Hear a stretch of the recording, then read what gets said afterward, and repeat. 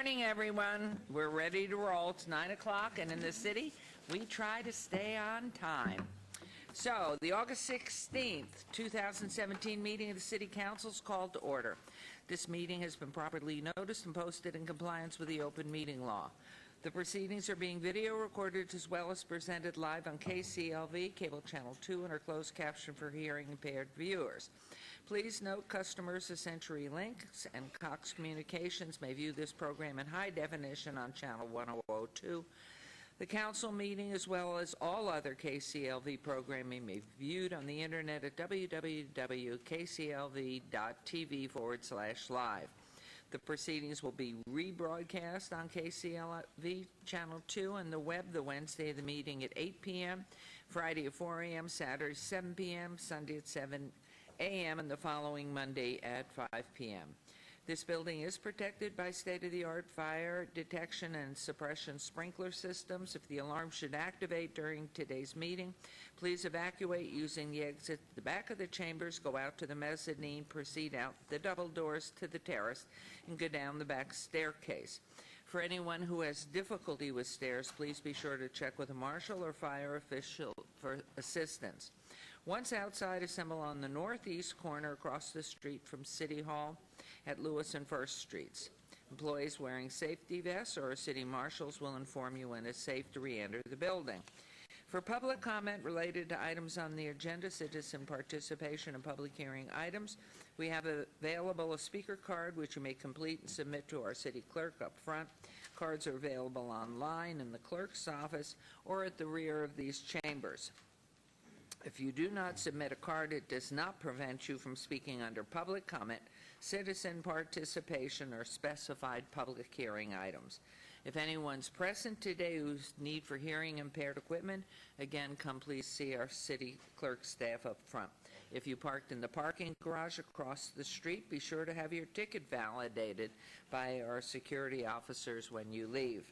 Before we proceed with the agenda, would everyone please rise this morning for invocation given by Reverend Chad Groverland, Unity of Las Vegas, and remain standing for our Pledge of Allegiance. Good morning. Good morning, and thank you for having me. We're delighted you're here. If everyone could just get themselves into a prayerful consciousness and close your eyes if you're comfortable, and just take a deep breath and let your shoulders relax. We are here in the presence of the divine, and we have been called to be a bit more mindful, a bit more present, a bit more wise, a bit more connected, a bit more aware of what we have been called to do.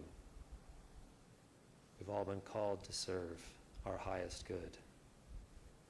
And we answer that call by showing up just a bit more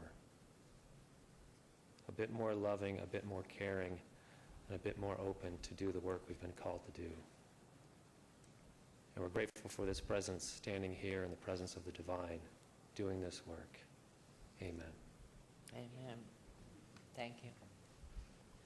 I pledge allegiance to the flag of the United States of America and to the republic for which it stands, one nation under God, indivisible, with liberty and justice for all. We will now proceed with the ceremonial portion, and just to let you know, Councilman Barlow has been excused from today's council meeting.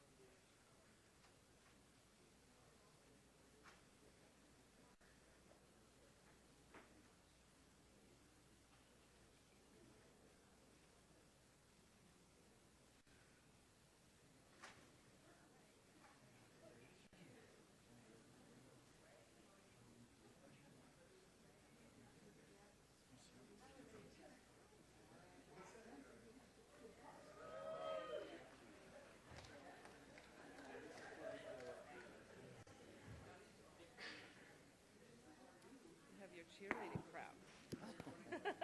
volunteers are ambassadors. Oh, my God. Guess who's always last? Our social butterfly. Today in a pink shirt. Has he started to come down yet? You're right. Well,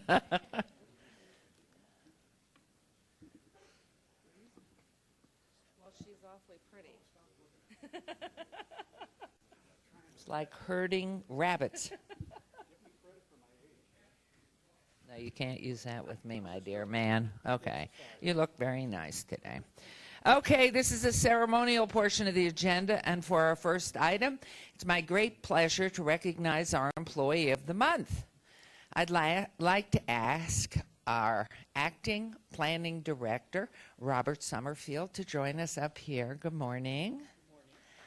Good morning. Yay. He does a great job. As you know, our employees strive to meet our values of action, which stands for achievement, creativity, teamwork, integrity, and ownership now. They build our community to make life better for all of us, and I'm proud to announce that our Employee of the Month for August is Jim Azar. Is that the way it's pronounced?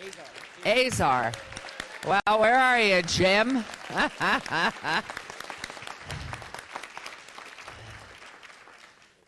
Congratulations, and so smiley. Congratulations, and Councilwoman. Jim is a walking encyclopedia of licensing knowledge at the city, which can be a very complicated process for even the most well-versed applicant or city employee, is always easily explained by Jim. He never looks for praise or credit. Instead, he just continues quietly to do his job at the highest level. Jim's a problem solver. He listens to issues and then finds a solution. For example, when the print shop and licensing were having struggles to get data-sensitive billing out on time, Jim was quick to reach out to solve the issue that could have easily cost the city thousands of dollars. If Jim doesn't know the answer to a question, he knows someone who does.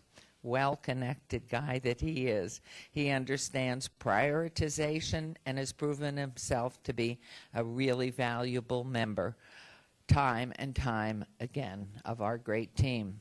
Jim deals with billing deadlines and licensing every week. He makes sure the bills get out to the print shop on time, or else residents could be put out and confused, and the city would not be collecting fees that help pay for those very valuable public services. He's always thinking about how he can do better and be better at what he does, while also living in the moment and bringing skills to the table. So, Jim, thank you so very much for all that you do for the city, and we want to present you with this award, which Councilwoman is holding. Isn't that beautiful? It's, for those of you who are older and can't see very well, it is a magnificent photograph of City Hall, the beautiful one. It really is. And then inscribed Employee of the Month with Jim's name, August 2017, and our city seal.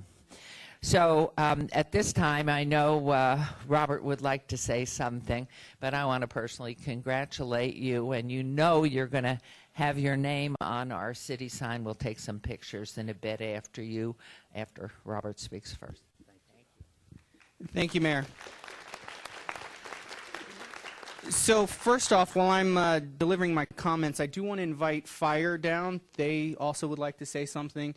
Jim is a tremendous asset to the Department of Planning and our licensing team, but he's an asset to the city of Las Vegas, and that's exemplified by who nominated him. This wasn't a nomination that came from the planning department. It came from Fire, and it's that reach across departments that is exemplified by Jim and his work ethic. Jim has been with the city for 27 years. That entire 27 years has been with our licensing team. Used to be in finance, now is in planning, and he's an extraordinary asset to that team.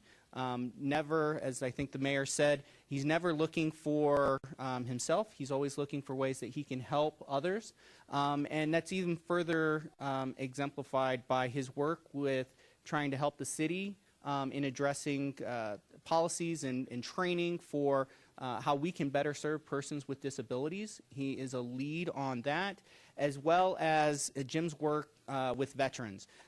Jim heads up our licensing outreach to the veterans community here at the city. He regularly attends meetings, conferences, job fairs, symposiums that assist local veterans in the community how to start a business, how to stay current with the licensing requirements, keep them updated on changes that may occur. He's regularly working as a volunteer with the Chapter 13 of the Disabled American Veterans Group, where he provides one-on-one assistance to veterans in navigating both the state and local government regulations. So he's just an asset to the city, and I personally, as the representative for the planning department, want to thank you, Jim, for all your hard work. And I think Greg wanted to provide a little bit more. Thank you. Jim, we can't thank you enough. A good friend of mine put me in your direction, and with your supervisor's approval, you were able to help us get an ordinance off the ground.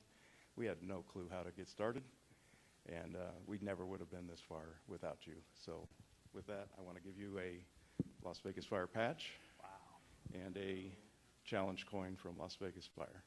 And again, we can't thank you enough. So Jim, this is your opportunity to speak, and so there you go. Let me hold this, okay? Oh, good. But hold on. No, take your time. First of all, thank you all very, very, very much. The fire department business impact statement, that was a lot of fun to work on, and I appreciate the opportunity that you gave me to excel in that area. So that was great. So I hope we can do it again soon.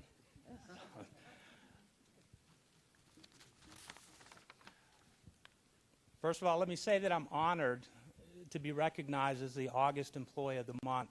I don't take that lightly. I know it's a team effort. Thank you, Jace Radke, for your kind words in the write-up. I appreciate you and what you do for the city of Las Vegas. I aspire to be more like you. My father, who's watching at home right now, he couldn't be here, he taught me to surround myself with good leaders. In just over 16 years in the Navy, my dad earned the rank of Master Chief Petty Officer. That means he has 2 stars on his anchor. He taught me that a good follower develops good leaders.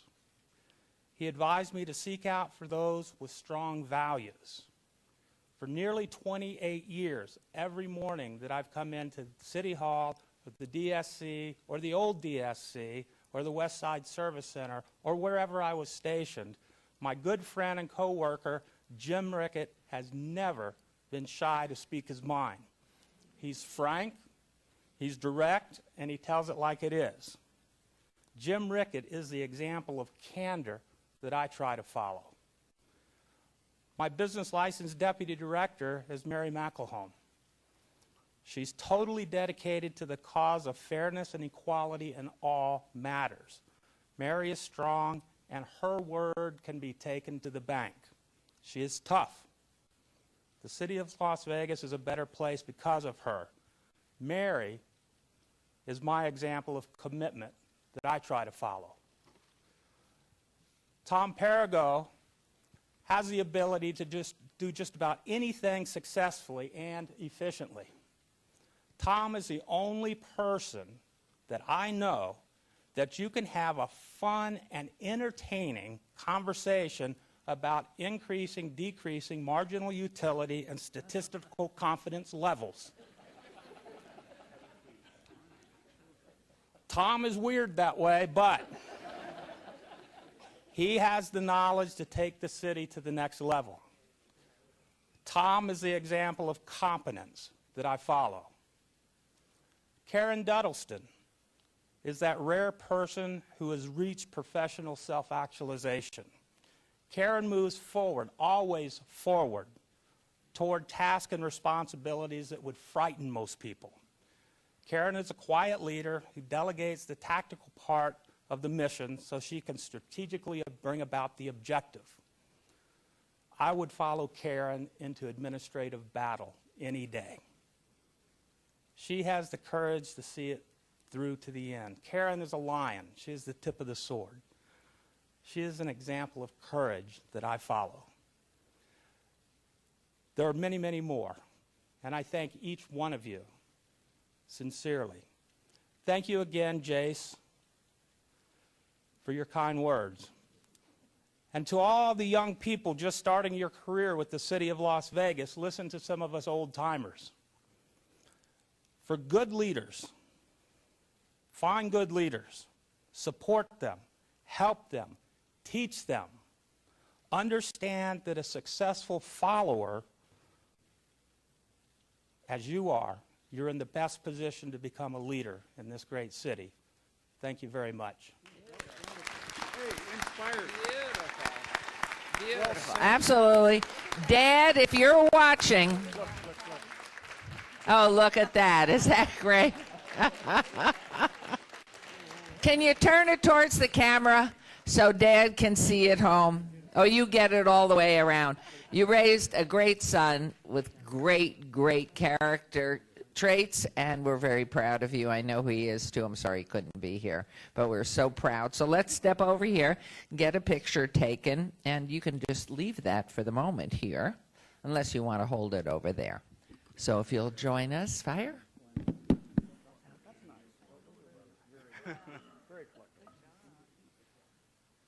Over by the sign. We don't see you very often.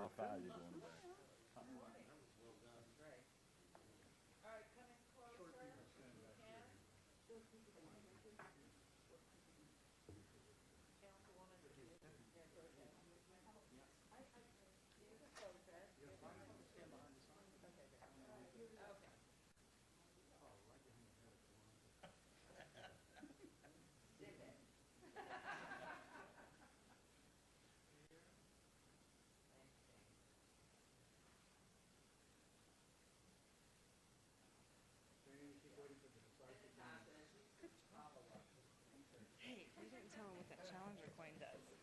Do what? Challenger coin. You like that? Yeah, I love it.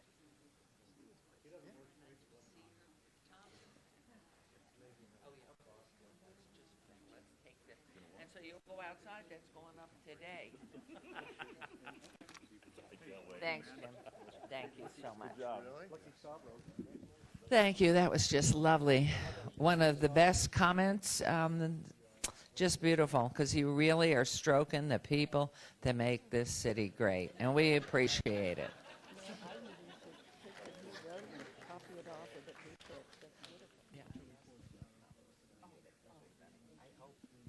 So it's great. Wow, is this true? You said, where are you, Jim? Where did you go? Right there. You said, thank you, Jace. Jace, am I reading this correctly? We're going from that to our final item? Boy, how do you like that? Okay, for our final item, I'd like to invite our city clerk, Luann Holmes, to join us at the podium. Oh, yay, Luann. Now I put the pieces together. She's been great. We've just loved having Luann as our clerk. Not only do we recognize the efforts of individual employees, but we love when teams do great work. And Luann, you're joining us because of the wonderful job that our Vote Center ambassadors, now that I can see it, did during our recent elections. For those of you who may not know, 2017 was the inaugural year for the city's implementation of vote centers during the city's municipal elections. The project created centers where any registered voter could cast, if they were in that area, could cast a ballot on election day instead of having to go to a specific precinct location. What I meant by that is people in the county cannot vote in the city. This new model proved more convenient and continued to allow for more flexibility. To help get the word out and help with the questions, the city developed the Vote Center Ambassador Program and began to enlist employees who truly exhibit the city's vision, mission, values, and priorities to participate in the effort. The Vote Center ambassador team volunteered to work the primary and general election of 2017 municipal elections, tasked with demonstrating the city's iconic customer service, as well as gathering information from the voters on how to make our vote centers and the experience of using a vote center a better experience. In cooperation with the Clark County election workers, this team manned 15 vote centers, logging more than 400 hours collectively. Congratulations to you. Resulting in outstanding reviews from the Clark County election team leads, voters, the owners and operators of the businesses where the vote centers were located, and from the registrar of voters. The ambassadors helped with line control, assisted disabled voters to the machines, answered questions about city services, directed voters to other vote centers as needed, and took oral surveys about the program. They dispensed stickers with smiles and gave thank yous to all the voters as they left and felt great about their voting experience. When there were a few technological challenges, and I know one in our center, they showed empathy and soothed the impatient voters. So I know this is a huge group, and I'd like to ask our wonderful Luann to comment, but I would like to thank all of our vote center ambassadors today and really applaud you. I know every council person joins me. I know the whole city joins me in this, but Luann? Thank you. So I'm actually going to be sure that you all get your names in the record, so we're going to list you by name. We had representation from all across the city. Human Resources, we had Crystal Harry, Alyssa Knox, Rick Hunt. From the Office of Administrative Services, we had Jordan Sandecki, Esther Renke, Nikki Gomala, and I'm sorry if I'm going to butcher some names. From Planning, we had Carmen Burney. From Information Technologies, we had Patricia Cabrera, who's now with City Clerk's Office. Cultural Affairs, I know, yay. We had Robin McCartney, Brian Kindle. From Parks and Recreation, we had Kelly Schwartz and April DiGiovanni. From Economic and Urban Development, we thank you deeply because you gave so many. We have June Jones, Julianne Velasquez, Tamara Beckham, Seraphin Calvo, Christopher Burns, Jacqueline Knight, Carlos Chacon, and Debbie Pazdo. From Fire and Rescue, we have Amy Cornelius standing in for the chief, because we know the chief would be there, but he was very busy that day. From the Department of Public Safety, thank you so much for your long hours. We had Jonathan Burdett, Cindy Lopez, and Zach Hakim. And then last but not least, from the Office of the City Clerk, we had Gabby Portillo-Brenner, Becky Dresser, Gray Levitt, Debbie Outland, Ashley Foster, Barney Perkins, Sarah Mays, Don Henderson, Robert Hussey, Patty Levac. Did Patty get out there? Patty back there in the back hiding, thank you. Lean Coleman, Jackie Miller, and my lovely daughter, Megan Holmes. And let me tell you a little bit about these volunteers. A lot of times when we ask people to volunteer, they're really voluntold. And in this case, these are actually true volunteers.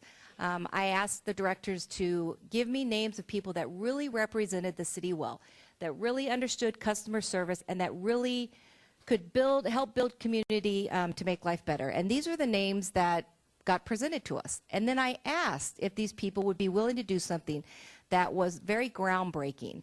They got very little direction. The only direction they were told is that they were going to go out, and they had two goals. One was to make the voters' experience with vote centers, which was a brand new concept, a little bit easier. And the second was that they were going to have to kind of stand their own and help represent the city. They would address questions about services, and they would have to develop their own relationship with the Clark County Election Department, which it was also a brand new concept for them. And they were given very little warning that we were about to send people into kind of their area. And it worked out beautifully. That trusting relationship that we have with the election department, not only did the election department love having these people there, but these people really did make a difference. We had voters that came forward that said, it was great to see a smiling face. It was great to feel good about asking questions like, if I can't make it to this location today, where else can I make it? And so for all the people that couldn't make it and the ones that are here, I want to say thank you, a really heartfelt thank you, because you were courageous enough to stand up and do something that was unprecedented. We had no real instructions for, and you really represented the city well. And you made it so successful that Clark County is actually going to be using vote centers on the next federal election. So I think that says a lot for your efforts as well. So I have nothing else to say other than this was a huge success, and I think it's 100% based on your efforts. Thank you very much.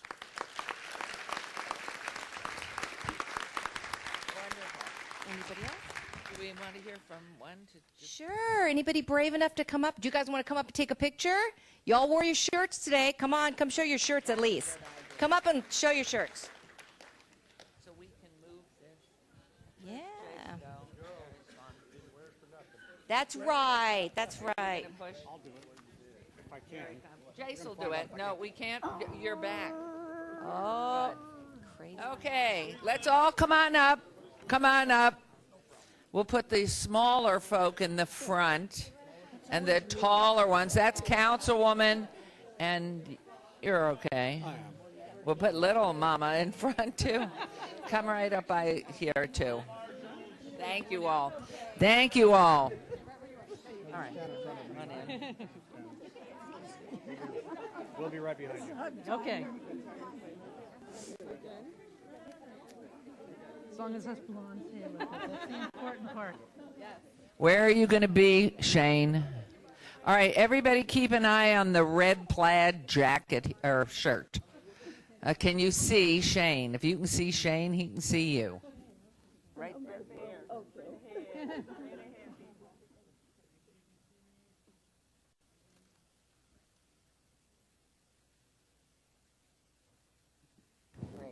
Thank you all again. We look forward to our next election.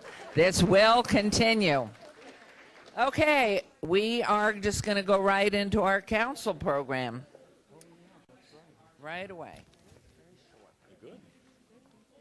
Because we have a 1 o'clock start time. For the second, will be, yeah, which will be nice. Mr. Riggleman? Ma'am, thank you so much. Thank you, Mayor. Appreciate that.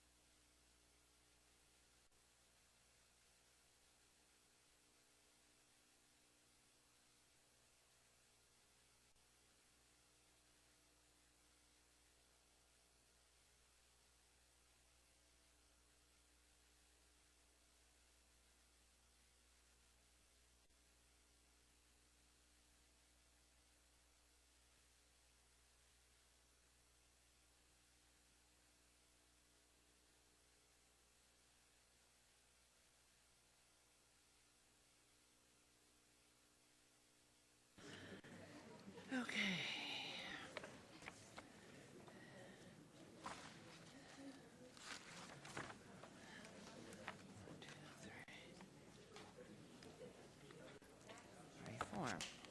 Okay, I think we're on agenda item 9. Is that correct?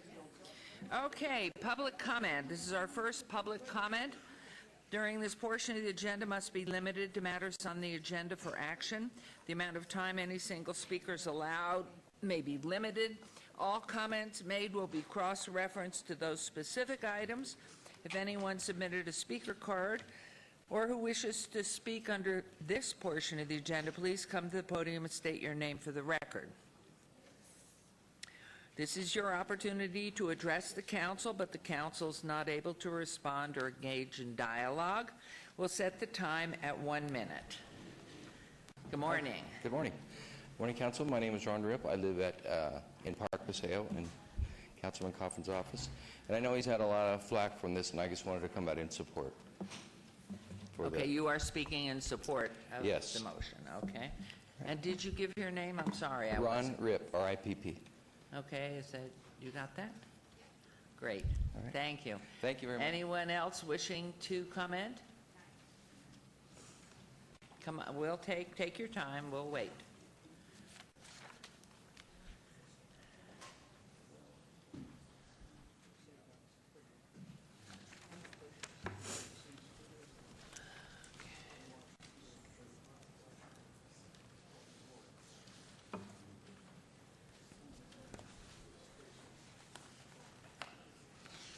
Hi, everyone. Good morning. My name is Deborah Mitchell. I am here from Columbus, Ohio. I've been here for 3 years now. Sorry to be the bearer of the bad news, but I had an issue with discrimination with the Southern Nevada Housing Authority, and I now have a case If I might with ask you, ma'am, do you know who your council person is? District 5. District 5, and Councilman Barlow isn't here, but hopefully we have one of his representatives, or perhaps Mr. Riggleman can make sure she has the information to contact him, but please go ahead. Well, ma'am, my life is in danger. Just last night, the house that I am living in, because I am homeless due to the situation of discrimination, I'm living with a stranger that lets me just stay there and I pay him. I have spoken with Jacqueline in Park and Recreations, but I'm staying in this house, and the contamination that's going on at the house where I was evicted from. I was Well, evicted. Ms. Jones, we have you on a 1-minute time. You Okay. can speak Well, at the end again, but what I'm going to ask is Natasha from our communications office will get your information so we can follow up. We will not Well, I need for you tolerate to any know that discrimination. Pardon? I need for you to know that your name, your picture is involved into a weekend schedule with my Facebook, my phone, and it was stolen, so. Well, and we have Tanya also from Councilman Barlow's office right here. Okay. In the black sweater. She'll take your information and try to find out what the issues are, and let's take care of it. Thank you, ma'am, appreciate it. Thank you. Thank you, Tanya. Anyone else wishing to speak under this agenda item? Okay, we'll move on to agenda item 10 then. For possible action, any items the council staff or applicant wish to be stricken, tabled, withdrawn, or held in abeyance to a future meeting may be brought forward and acted upon at this time. Mayor Pro Tem Tarkanian, please. We have on the consent agenda, item number 30, beer, wine cooler, off-sale license, SF Markets LLC, doing business as Sprouts Farmers Market at 8441 Farm Road. The action requested is abeyance to 9/2017, requested by staff. We also have on the consent agenda, item number 31, restricted gaming license, United Coin Machine Company, doing business as Century Gaming Technologies at the Artisan, 1501 West Sahara Avenue. The request is a withdrawal made by the applicant. And lastly, we have discussion item number 57, report by University of Nevada, Las Vegas staff, associated public hearing and discussion for possible action regarding the report addressing required cost-benefit analysis on installation of fire sprinklers in certain new residential construction. It's requested by staff to have an abeyance to October 18th, 2017. Those are the three. And that's your motion? That is my motion. Thank you. There's a motion. Please vote. We're not able to do so yet.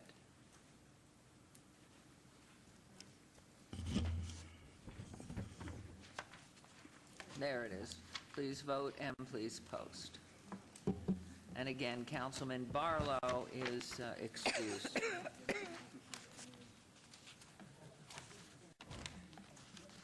Okay, those items pass. Thank you very much. Agenda item 11. Items 11 through 56, with the exceptions of number 30 and 31 on the consent agenda, are considered to be routine or recommended for approval by the departments and may be enacted in one motion. Staff needs to make a submission for the record on item 21, and that will be, good morning, Mr. Thompson. Good morning, Mayor, council Your members. For the Honor, record, Your Honor. Jason Thompson, Economic and Urban Your Honor. Development. Yes, please, and... I'm sorry. One more thing. Okay. Your and- Honor. Yes? Yeah, I request that item 36 also be held for discussion after. So you'll consent- pull that vote on forward consent. after Mr. Tompkins? Thank you. Okay, that was item 36 to be pulled forward after we hear from Mr. Thompson. Thank you. Good morning, Mayor, council. For the record, Jason Thompson, Economic and Urban Development. On item 21, we have a disclosure of principles for Super Radio and Access One that we would like to put into the record. Everything else on this item is in order. Okay, thank you. Any question of that? Any comment there? Okay, thank you. We're good. So we're going to vote on those, but we're pulling forward 36. We'll take them after the vote on those other items. Please, may I have a motion to approve all those items, Councilwoman? Move to approve all the other items on the consent agenda. Thank you. Please vote and please post.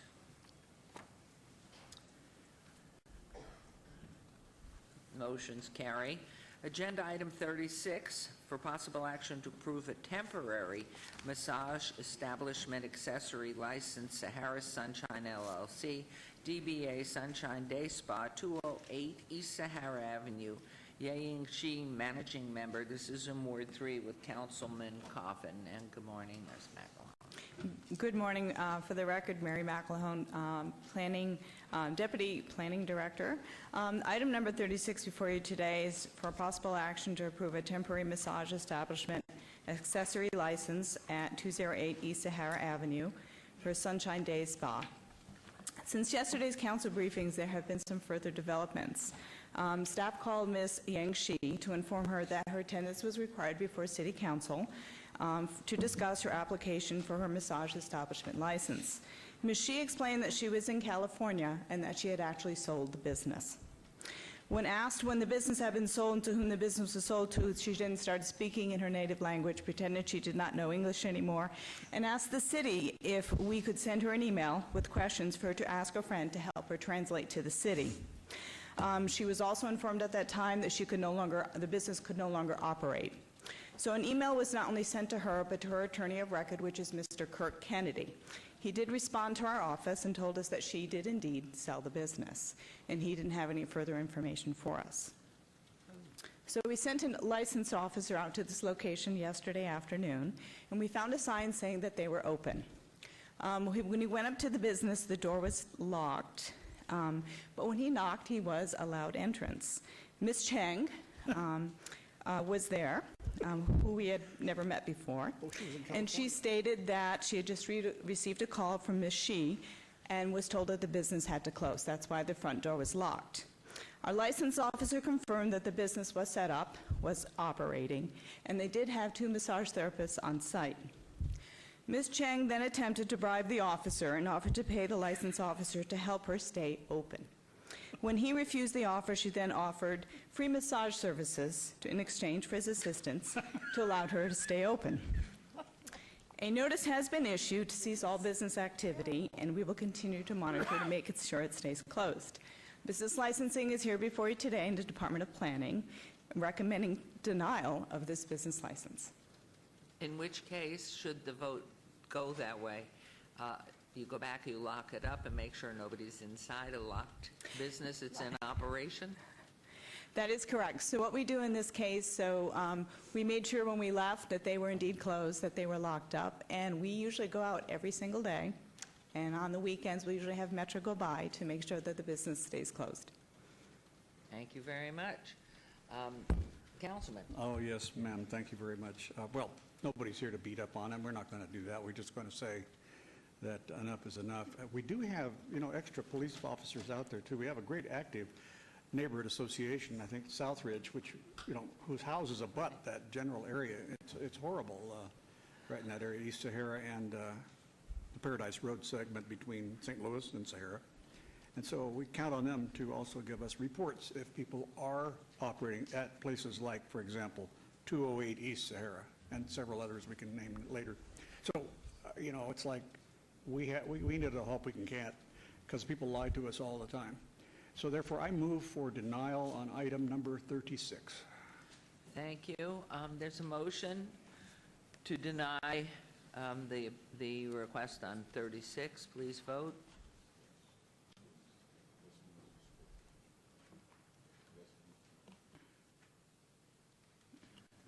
And please post.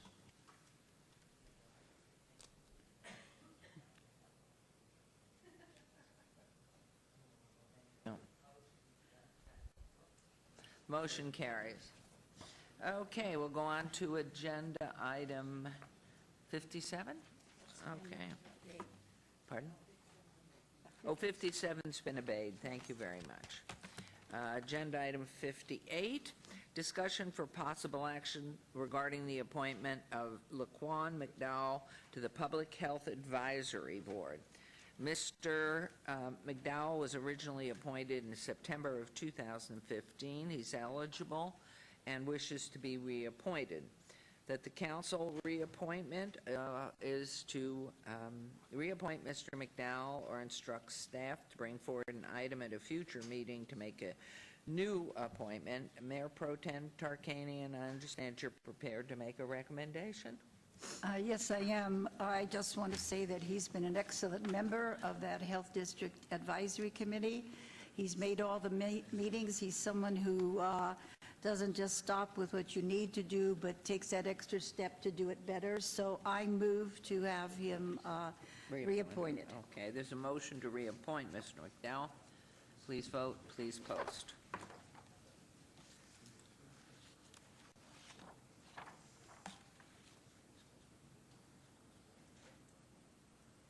That motion carries. Wonderful. I know clerks will let him know.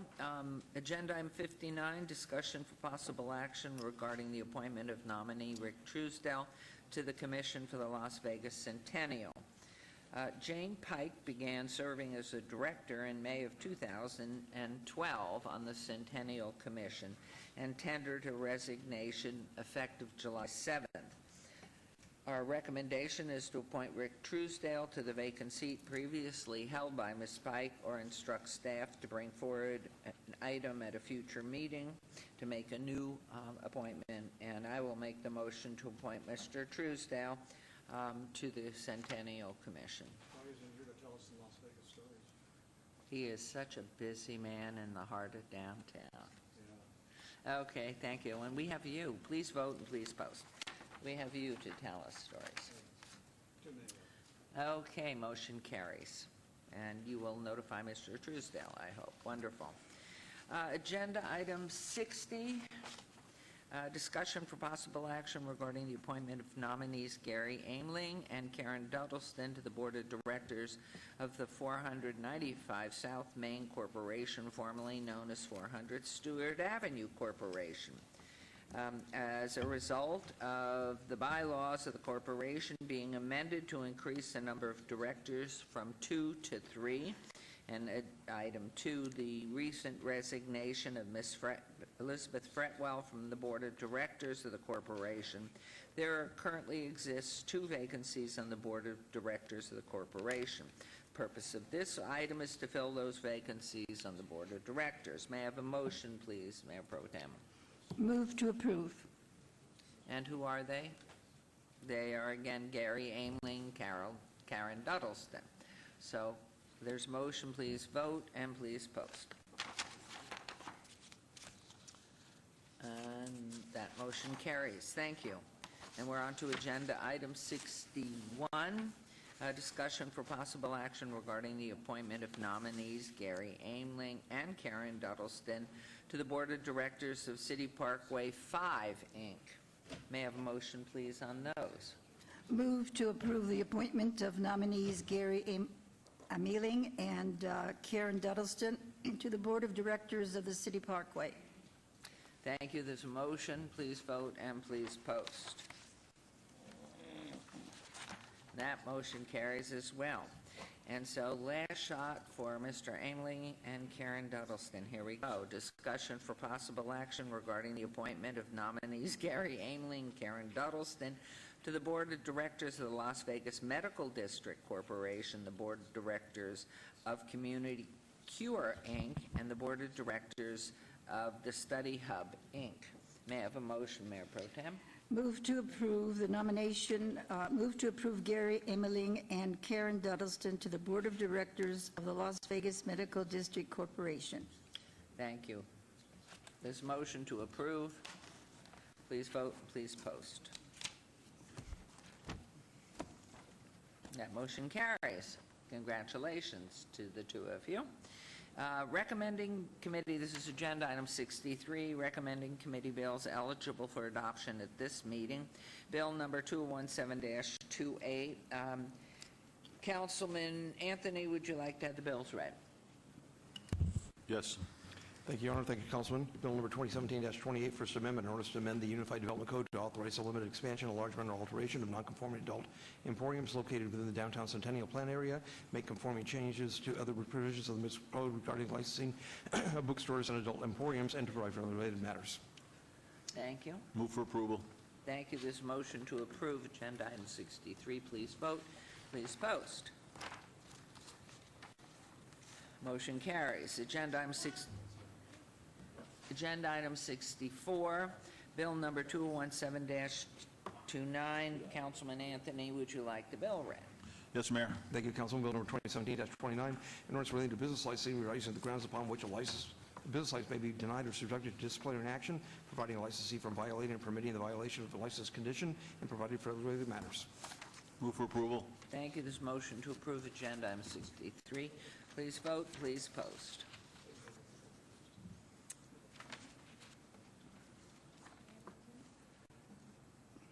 This is agenda item number 63. Is this conference? 64. I misspoke. Oh.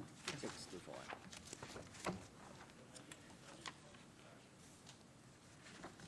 And that motion carries. Agenda item 65. Yes. I suppose cart before the horse went and I got left in the dust. I was just going to make a couple of comments on 63, which has passed, Your Honor. What I was going to say was there's been a lot of bad information passed around on that bill relating to sexually oriented businesses. It does not change the number of existing sexually oriented businesses. They still remain at 6 in the downtown Centennial Plan. And also, the building that has already been approved by council contains a lot of expensive landscaping, about $500,000 worth of landscaping, which we could never force someone to put in a building without some sort of a condition. And so therefore, all the details related to this will be up for discussion when we have the SDR. That's going to come individually if anybody chooses to bring it forward. So Okay, there'll be you. plenty of further discussion on this. Okay, thank you. Agenda item 65, recommending committee bills eligible for adoption at a later meeting. Item number 65, item number 65, bill number 2017-19 will be heard at a later meeting. We'll move on to new bills. On the bills. Oh, the mic's on. Agenda item 66, new bills. Items number 66 through 68, bills number 2017 through -30 through 2017-32 will be heard at the recommending committee on Tuesday, September 5th, 2017. City Attorney, would you read the new bills, please? I'll be happy to, Your Honor. Bill number 2017-30, an ordinance creating the City of Las Vegas, Nevada Special Improvement District number 609, Sky Canyon, ordering a street project, sewer project, sanitary sewer project, drainage project, and water project within the City of Las Vegas, Nevada, and providing for related matters. Bill number 2017-31, ordinance concerning City of Las Vegas, Nevada Special Improvement District 609, and assessing the cost of local improvements against the accessible property benefited by the local improvements and provide for related matters. And finally, Bill number 2017-32, an ordinance authorizing the issuance of the sale of the City of Las Vegas in Special Improvement District number 609, Sky Canyon Local Improvement Bonds Series 2017, approving the form of certain documents with respect to such bonds, ratifying action taken by the city officers toward the issuance of such bonds, and providing for related matters. Thank you very much. New bills, number 66 through 68, are assigned to the recommending committee members, Councilman Barlow, Anthony, and Coffin. If any so designated or unable to attend, the city clerk's office will coordinate finding substitutes as necessary at my direction. Thank you. We are going to recall agenda item 63, 62. And okay, so may I have a motion to recall 62, please? Madam Mayor, I move that we reconsider item number 62. Okay, there's a motion to reconsider 62. Please vote, and please vote and post. And now I'd Carried. like to make another motion, if I could. Yes, please, Mayor Pro Tem. On item number 62, we had a discussion for possible action regarding the appointment of nominees Gary Ameling and Karen Duddleston to the Board of Directors of the Las Vegas Medical District Corporation, the Board of Directors of the Community Cure Incorporated, and the Board of Directors of the Study Hub Incorporated. And that's your motion, yes? That's my motion. Okay, there's a motion on agenda item 62. Please vote. And please post.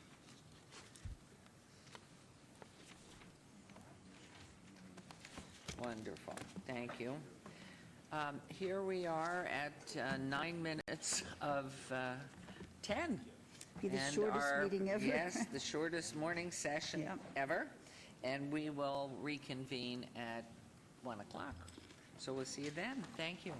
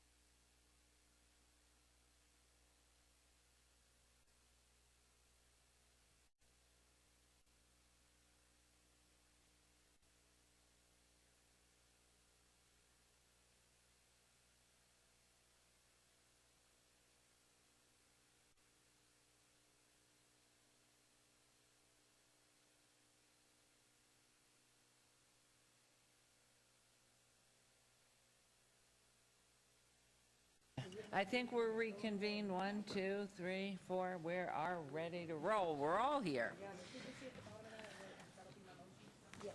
Okay, so where's lunch? 69. All right. For possible action, any items from the afternoon session that the council staff and/or applicant wish to be stricken, tabled, withdrawn, or held in abeyance to a future meeting may be brought forward and acted upon at this time. Mayor Pro Tem. Mayor, the following items have been requested to be held in abeyance, withdrawn, or stricken.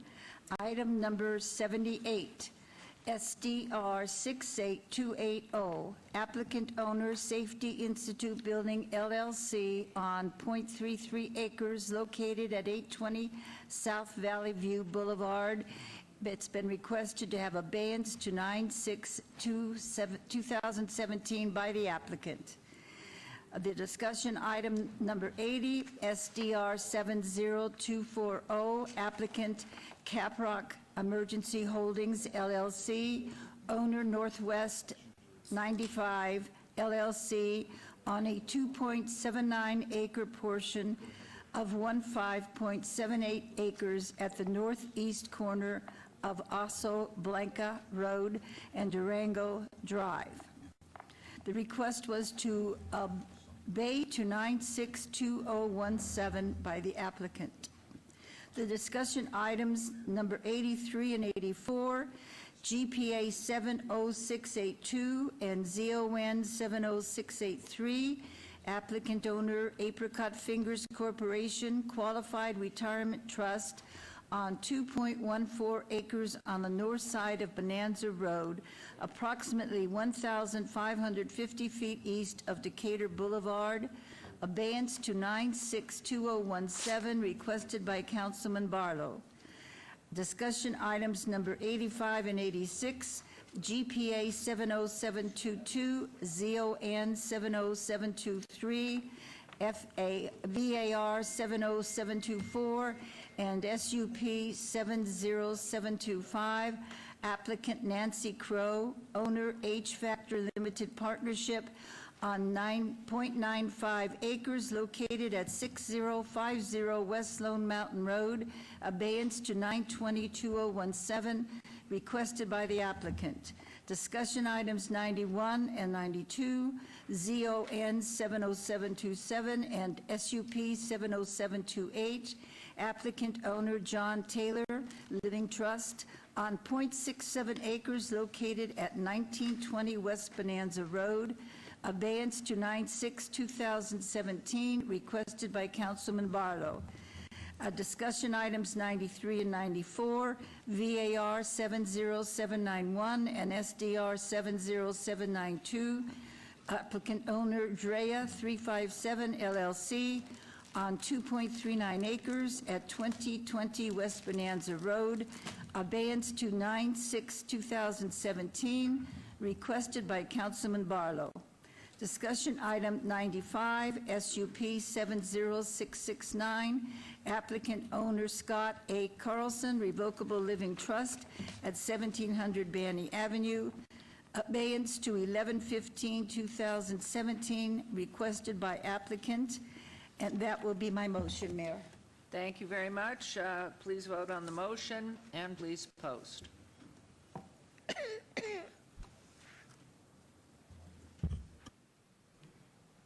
And your vote, Councilwoman. Councilwoman's vote didn't go through, but she did. I did vote, it's not here. You want to put it up again? I just tell her orally that you're Yeah, okay, got it. Great. And the motion carries, and again, for those who are only here this afternoon, Councilman Barlow is excused. We'll go on to agenda item number 70, public hearing and discussion for possible action to consider a request for a waiver and/or a reduction of fees totaling $14,846.50 in out-of-pocket costs and $20,900 in civil penalties, for a total of $35,746.50 recorded against property located at 1809 Sweeney Avenue. Property owner, Bank New York Mellon Trust, Ward 3, Councilman Coffin. Good afternoon, ladies. Good afternoon. Good afternoon, Madam Mayor, Council. The item before you today you is a are? public... Oh, Vicki Ozuna, Code Enforcement Supervisor. Thank you. The item before you today is a public hearing for a request of waiver of fees and civil penalties at the property of 1809 Sweeney Avenue, located in the area of Eastern and Sahara, zip code 89104. The current property owner is New York Bank of Mellon Trust. The waiver request is for 3 code enforcement cases with outstanding fees and penalties. The property has a history of open accessible violations beginning back in November 2013. The third case, which was opened May 25, 2015, was due to receiving a complaint advising the house had caught fire. An assessment of the property found that it was structurally unsound, and code enforcement hired a contractor to demolish the structure and clean the property. A lien of assessment on the property was approved on 3/30/2016 by the City Council designee for out-of-pocket costs of $13,574.50 and civil penalties of $19,000, totaling for $33,074.50. In researching the history of this property, it should be noted that a default was recorded on the property on 6/16/2011.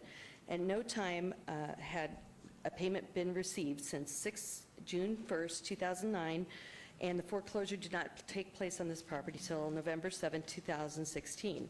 All banks and servicing companies were notified of the abatement action taken on this property. The current property owner, Bank of New York Mellon, is requesting a waiver of civil penalties that have been assessed on the property. They currently have a purchase offer on the property of $40,000 and state the value of the property is $35,000. A total of $14,846.50 of out-of-pocket costs and total civil penalties of $20,900 for a total outstanding of $35,746.50 is before you today. Staff requested a denial on this request. And Mrs. Zuna, do you have any photos of the property before, after, during, whatever? I have a picture of the current status that I can put up. And what did you say in Ward 4? What are the major cross streets there? The major cross streets were Eastern and, it's in Ward 3, are Eastern and Sahara. Eastern and Sahara. On the north side of Sahara? I Yes. don't know, probably. Okay, so this is a subject property right there, as we see it today? Yes, property's still clean, it's just a vacant lot. Okay, would you introduce yourself, please, and your title, afternoon, Madam representation? Mayor and Council. And if you'll go towards the microphone, Yes. please. Thank My you. name is Priscilla Baker. I am an attorney with McCarthy Holthus representing Shell Point, which is the servicer for the Bank of New York Mellon. We are requesting an abatement of just the civil penalties. We want to pay the out-of-pocket expenses for this property. We have a current offer to purchase this property for $40,000 and $40,250. As the abatement stands, it's about $36,000. That would, with all the closing costs, we Mayor? would be losing money in that sale. Could you ask her to pull that mic a little toward her? Is that better? Sorry. Okay. So, which is why we're here asking. Now, we have a really good purchaser lined up, ready to purchase the property. They're locally owned. Stay with the mic, Sorry, please. I like to sway, I apologize. They are locally owned. It's a family-owned business. They are in the business of rehabilitating houses, and they plan on building a single-family residence on this property. They estimate 5 to 7 months in order to get this accomplished, to put a family in this property. They're Vegas Valley Residential. They're involved with a nonprofit organization, a city impact center, which the purpose of that is to improve distressed properties. So their goal is to improve the neighborhood, to get families into properties and beautify neighborhoods. I have provided previously, but I can Nope, go- back to the microphone. Sorry, I was getting something. So this is, I'm providing a picture of what they've done in the past to show the quality of work that these builders do. They're planning on building like I say, a single-family residence between 15 and 2,200 square feet. And pretty quickly, we can close as soon as we can resolve the lien issue. So it's going to be immediate, although it's going to take 5 to 7 months for them to build this property, but it's going to improve the neighborhood, beautify the neighborhood. Okay, thank you very much. I'm going to turn to Mr. Summerfield. No, just, okay. It is public comment, public input, information. Anyone who wishes to speak on this item, please come forward. Okay, any comments, questions from our council? Okay, goes to you, Councilman. Thank you, Your Honor. Well, I remember when this house burned, and I remember it sat there as a hulk, and it was not maintained by your client, the bank, and I don't know what happened with the insurance company in the middle of all of that. We asked for this property to be demolished. The bank refused to do that. That's your client, Bank of New York Mellon. It tests the patience of the council when we have houses that are bad, that haven't been burned, that are really nobody's property except the bank, yet the bank refuses to foreclose and take responsibility for their property, which was the case again in this. So you refused to pay for the demolition, and we had to pay for it, which we did to help the neighbors, because the bank doesn't think about neighbors. Your client, like many of the banks, does not care or give a damn about who lives there. Consequently, what you have on your side, though, is the neighbors, because they need a structure in there, and we need a neighbor in there. We've got too many unforeclosed homes that are vacant that should have been responsible of the banks, or they have been foreclosed and nothing's been done. So in this case, because staff has recommended denial, I'm actually willing to go ahead and waive most of the soft costs, the administrative costs, because of those are high fees, and I frankly know there is a dispute within our staff as to who's going to get the savings if we do some waiving here, because is it going to be the bank's money? Is it really going to be their money, or is it going to somehow cut the cost and make it cheaper for somebody to get in the home? This is part it is a two-sided coin, and I really don't have time to flip on that today, so I think what we've got to do is feel sorry for the neighbors first. So I'm going to move that the hard costs be levied in their entirety, which you have already agreed to, Correct. and that 80% of the soft costs be waived. And you have a deal already to sell it. You've already got a sale price, correct? Correct. Okay, you have a contract, okay. So I hope you will get this done quickly so that we can have another house built.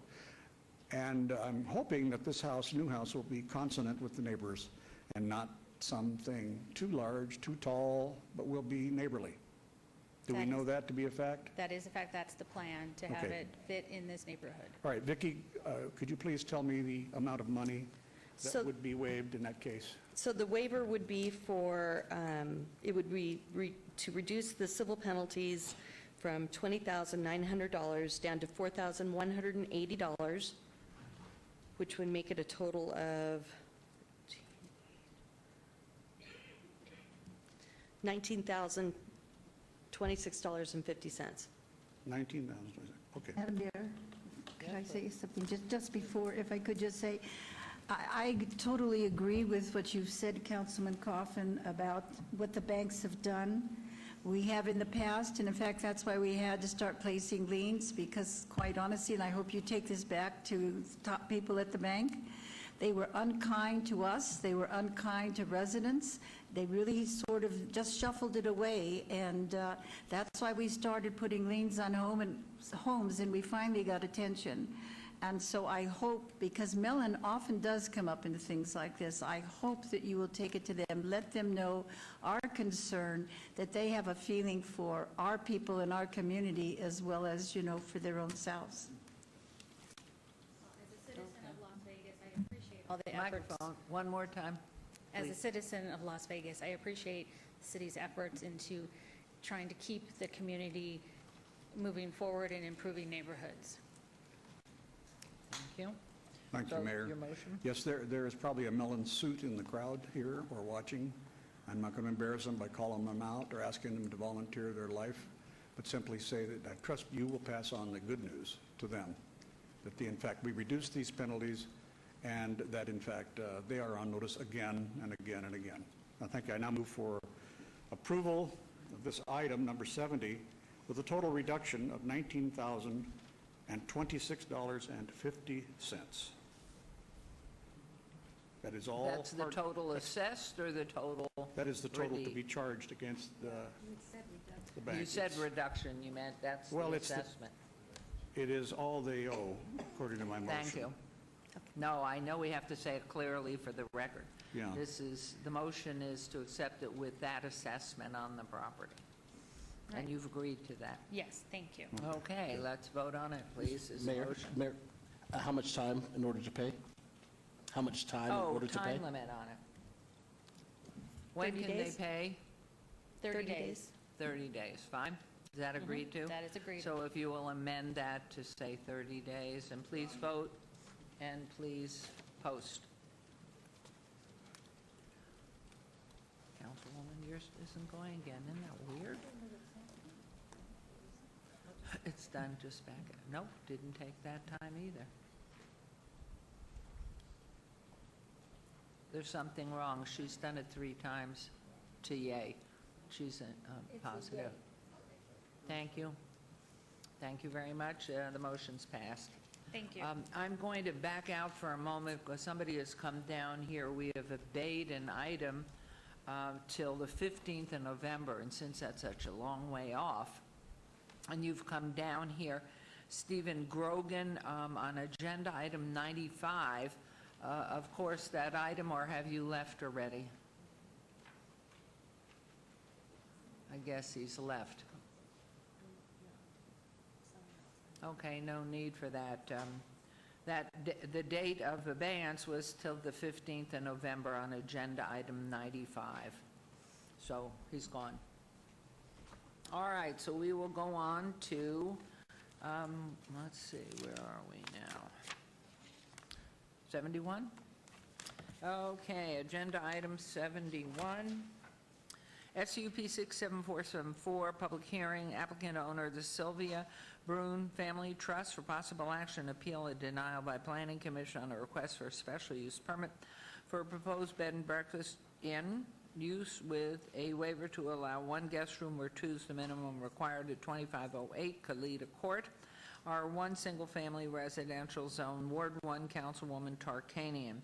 Planning Commission and staff both recommend denial. This is a public hearing. I declare it open. Is the applicant or representative present? No, Mayor, they are not, and that's because I told them not to come because we're obeying this for 90 days. Okay. But that was my request to the applicant not to come since that was being done. So that puts us when, please, County Clerk, City Clerk? Okay.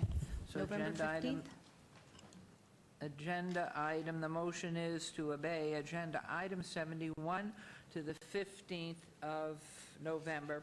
Please vote.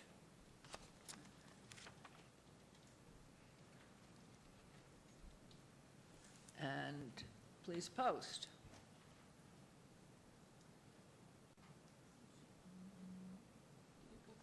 Yours went through that time, but, and Councilman Koff, no, do you want to obey this to the 15th of November? Yes, vote, please. Yes vote. Okay, that motion carries. Thank you very much. Agenda items 72 through 77.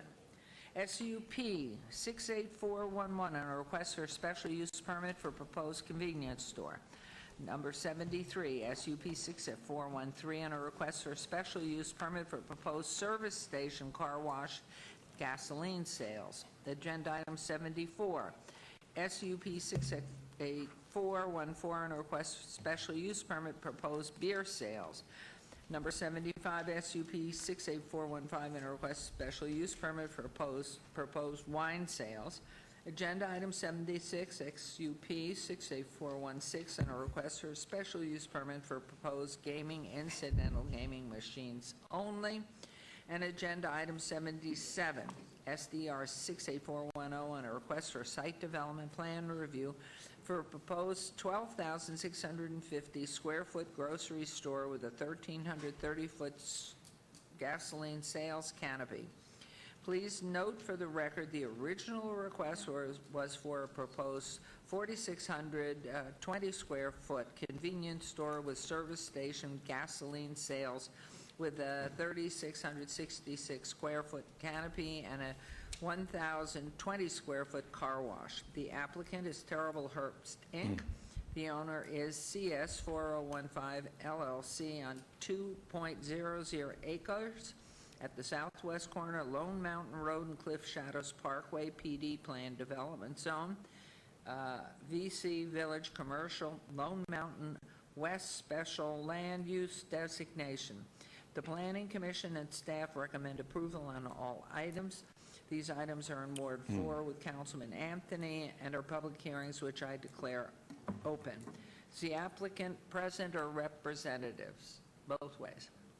Good afternoon, Mayor. For the record, Jay Brown, 520 South 4th Street, representing the applicant. With me is Chris Richardson, the applicant's architect. In the audience are the two principals of the applicant, Corey Morley and Tim Herbst. First, we'd like to request that item 72 be withdrawn without prejudice. We no longer are asking for a convenience store. Do we do these one at a time? Now? We can do that now if you'd like, Mayor. Now or Yes. later? We can do it now if you'd like, or we can wait. Take it as we go? Okay, I'll make a motion to withdraw item 72 without prejudice. Okay, there's a motion on agenda item 72 to withdraw. Please vote. Soon. There we go. And please post.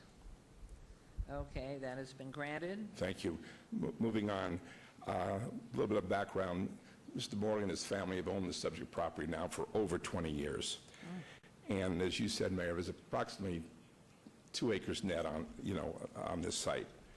And back, calling your attention to 2002 to 2010, the City of Las Vegas granted special use permits for the sale of packaged liquor for off-premise consumption in conjunction with a proposed convenience store. They also issued one for gasoline sales in conjunction with a proposed convenience store, and also for a tavern, a Dottie's Tavern. Okay? That was on that property for 8 years, 2002 to 2010. Unfortunately, in 2010, because of the economy, not only in the country but here in Las Vegas, Mr. Morley was not able to get the financing to proceed with this project. So the use permits expired. Now, moving forward till today, he has found a joint venture partner in Tim Herbst, and they wish to go ahead and proceed with the project. Initially, when we filed our application, we asked for a convenience store. We asked to be able to have beer sales in a convenience store, wine sales, gaming machines, and also a service station with car wash. As you said, this came to the City Council, the recommendation of approval from both staff and the Planning Commission. When it came before you at the City Council, a number of neighbors came up to the podium and they complained, and they were concerned that they didn't want a car wash, they didn't want a convenience store. They thought 6 gas pumps were too many. They didn't want the hours of operation for both the gas station and the convenience store to be 24/7. After hearing their concerns, Councilman Anthony thought it was best to obey the meeting and thought it was best to have a neighborhood meeting where the applicant can meet with the neighbors and hopefully work out something. Okay, we've had several meetings with the neighbors. Councilman Anthony, we appreciated his being present, and also his staff was present at the meetings, as was your planning staff. After a number of meetings, we came up with what we feel was a good compromise. I'm going to have Mr. Richardson show you what we originally asked for, which I just mentioned, and tell you what the changes are. Okay, thank you. And Mr. Actually- Richardson, if you would say your full name for our record, please. Certainly. Chris Richardson, Richardson Wetzel Architects, 4300 East Sunset Road, Suite E3, Henderson, Nevada. Actually,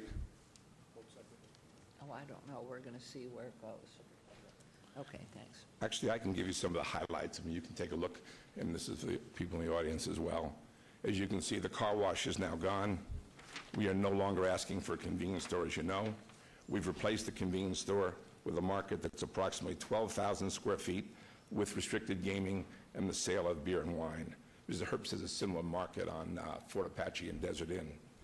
We're no longer asking for 6 pumps. We've reduced our request to 2 gas pumps with the understanding we'll have appropriate lighting so as not to inconvenience the neighbors. The roof of the gas station will be compatible with the neighborhood. With regard to the hours of operation, we're no longer asking for 24/7. We're asking to open at 5 a.m. and close at 11 p.m., both as to the gas station and the market. And we're also going to have a special seating area available to the residents where they can visit with other residents, bring their pets, much like the seating at Whole Foods has at Town Square. And as I said, I put that up on the display so that if anyone in the audience wants to see it, they can. And with that, I can only say that we've tried our best to work with these neighbors. We've done everything we can to try to reach a compromise. Unfortunately, some of the neighbors still aren't happy. But I think by the audience today, we've compared the meeting that the councilman had the very first time. There were more people there than are here today. And with that, I'll turn the microphone over to Mr. Richardson. He'll go through the site plan with more specificity. Okay, please. Thank you, Mr. Richardson. Thank you, Mr. Brown. Would you like me to reintroduce again, or am I okay? Well, I think you can just explain what we're looking at Okay. here. I think it's been clear. It's just trying to take those changes to put them with the agendized numbers here so we know what we're voting on, unless, of course, Councilman Anthony has it clear as a bell. So we'll go to you first. I'm going to hear from Mr. Summerfield, and then public comment. We'll take public comment as well. And then any comments from council, and then to you, Councilman Anthony. Certainly. Thank you, and we appreciate, again, staff's working with us on this, and Councilman's office. What we've done with the proposal is, Mr. Brown explained, is we've converted this over to a grocery store. In looking at the site plan development to do so, we are suggesting lowering the property down an additional 5 feet from what was previously proposed. The reason for doing so and pushing the market up against the west property boundary is that the houses to the west are up some 30 feet in elevation above that. So one of the concerns that we had heard was that a proposed commercial facility there might block views, would be visually obtrusive, and we wanted to alleviate those concerns. So we pushed the market to the west. The one island, 2-pump canopy is out here floating near the corner. Ample landscaping, and we do this commercial residential buffer landscaping around the south and the west perimeter where those homes are, to hopefully help alleviate some of the sound concerns or visual concerns of living adjacent to a commercial property.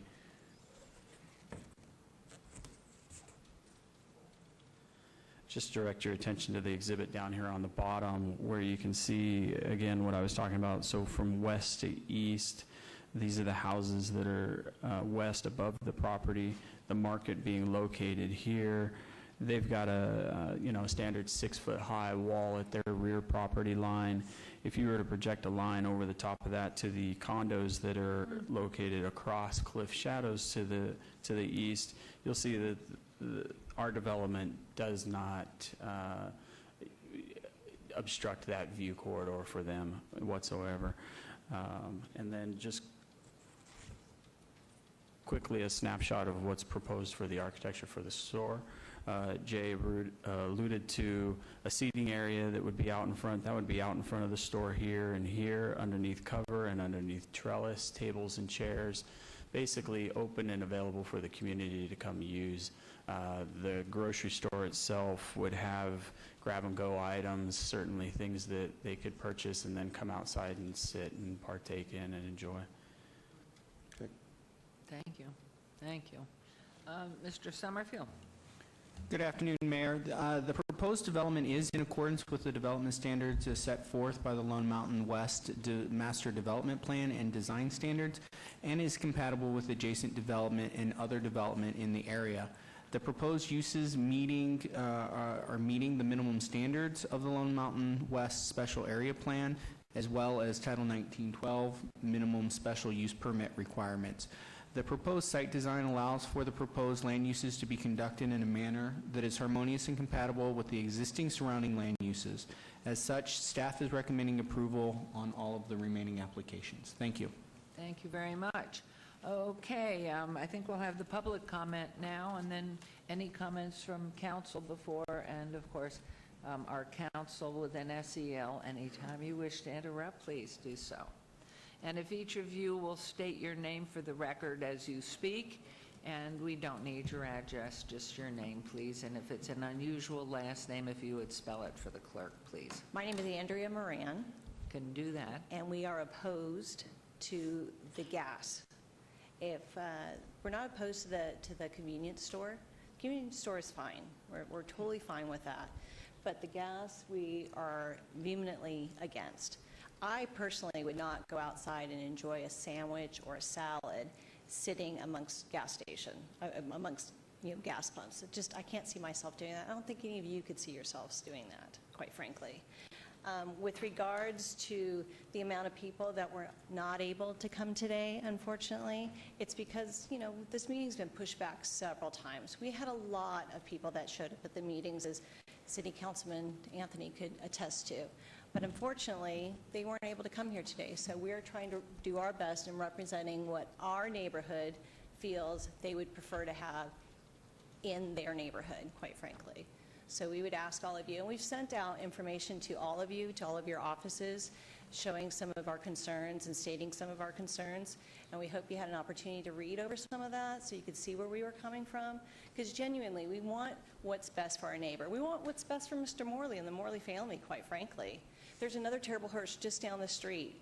A lot of people use that one. I don't personally see the use of needing another one within 1.5 miles, quite frankly. I just don't see the need for that, for a gas station. If they want to put a grocery store there, I think it would be used.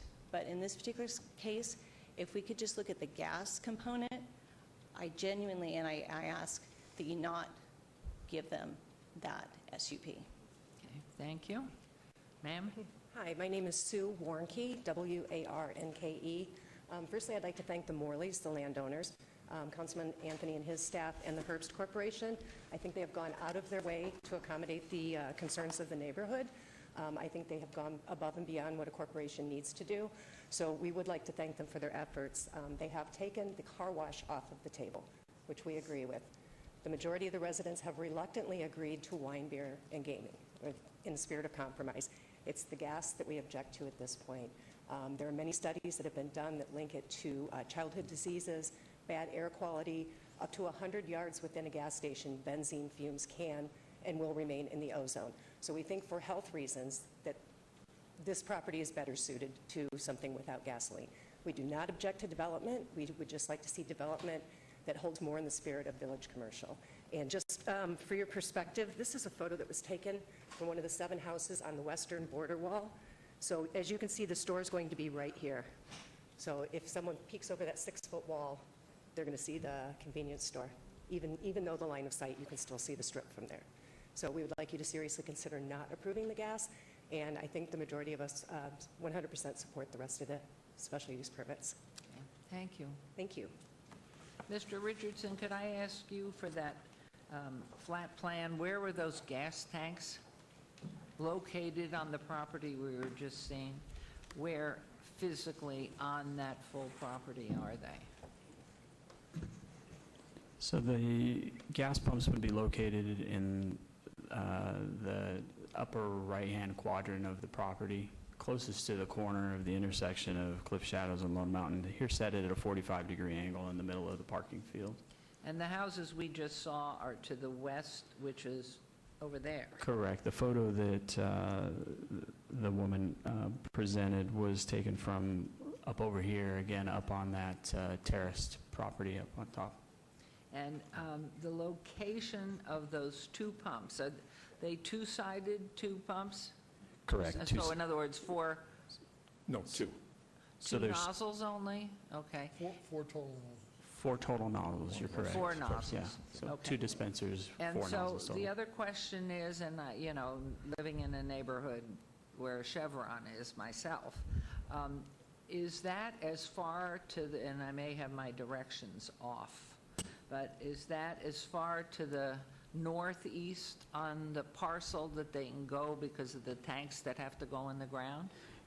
Correct, and for You can't servicing... go any further northwest?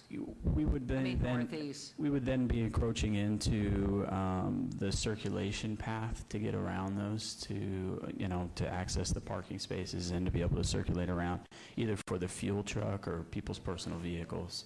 So yes, we have cited that as far north and east as we'd like to. And the yeah. other, I mean, I'm just asking just to have as much information as possible. Sure. And certainly, because of the lay of the property and everything you've got, to have it on the southeast corner is more impractical. Correct. So there's additional homes down here, so moving it anywhere down here would actually Goes bring it even in worse. closer. Yeah, so, and the property is approximately 300 feet by 300 feet, which is 100 yards. So this is just within that 300 yard, or sorry, 100 yard distance that she was speaking about.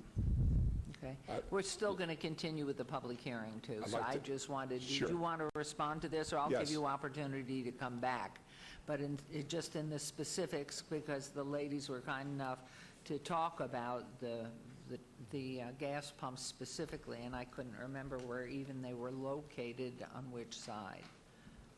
We can wait for rebuttal. I Yeah, thought that was the last That would be point. fine. No, we have, I think, additional people. Okay, but Thank you. I did bring today to help the Director of Environmental Services for Terrible Herbst, who can discuss the subject. But if you'd like to wait, Mayor, or you can discuss it now. Yeah, let's go ahead with the public Sure. hearing and then hear from the professional expert. Please, and state your names for the record when you get up. And again, if you have unusual last names, if you'd spell them for the clerk, please.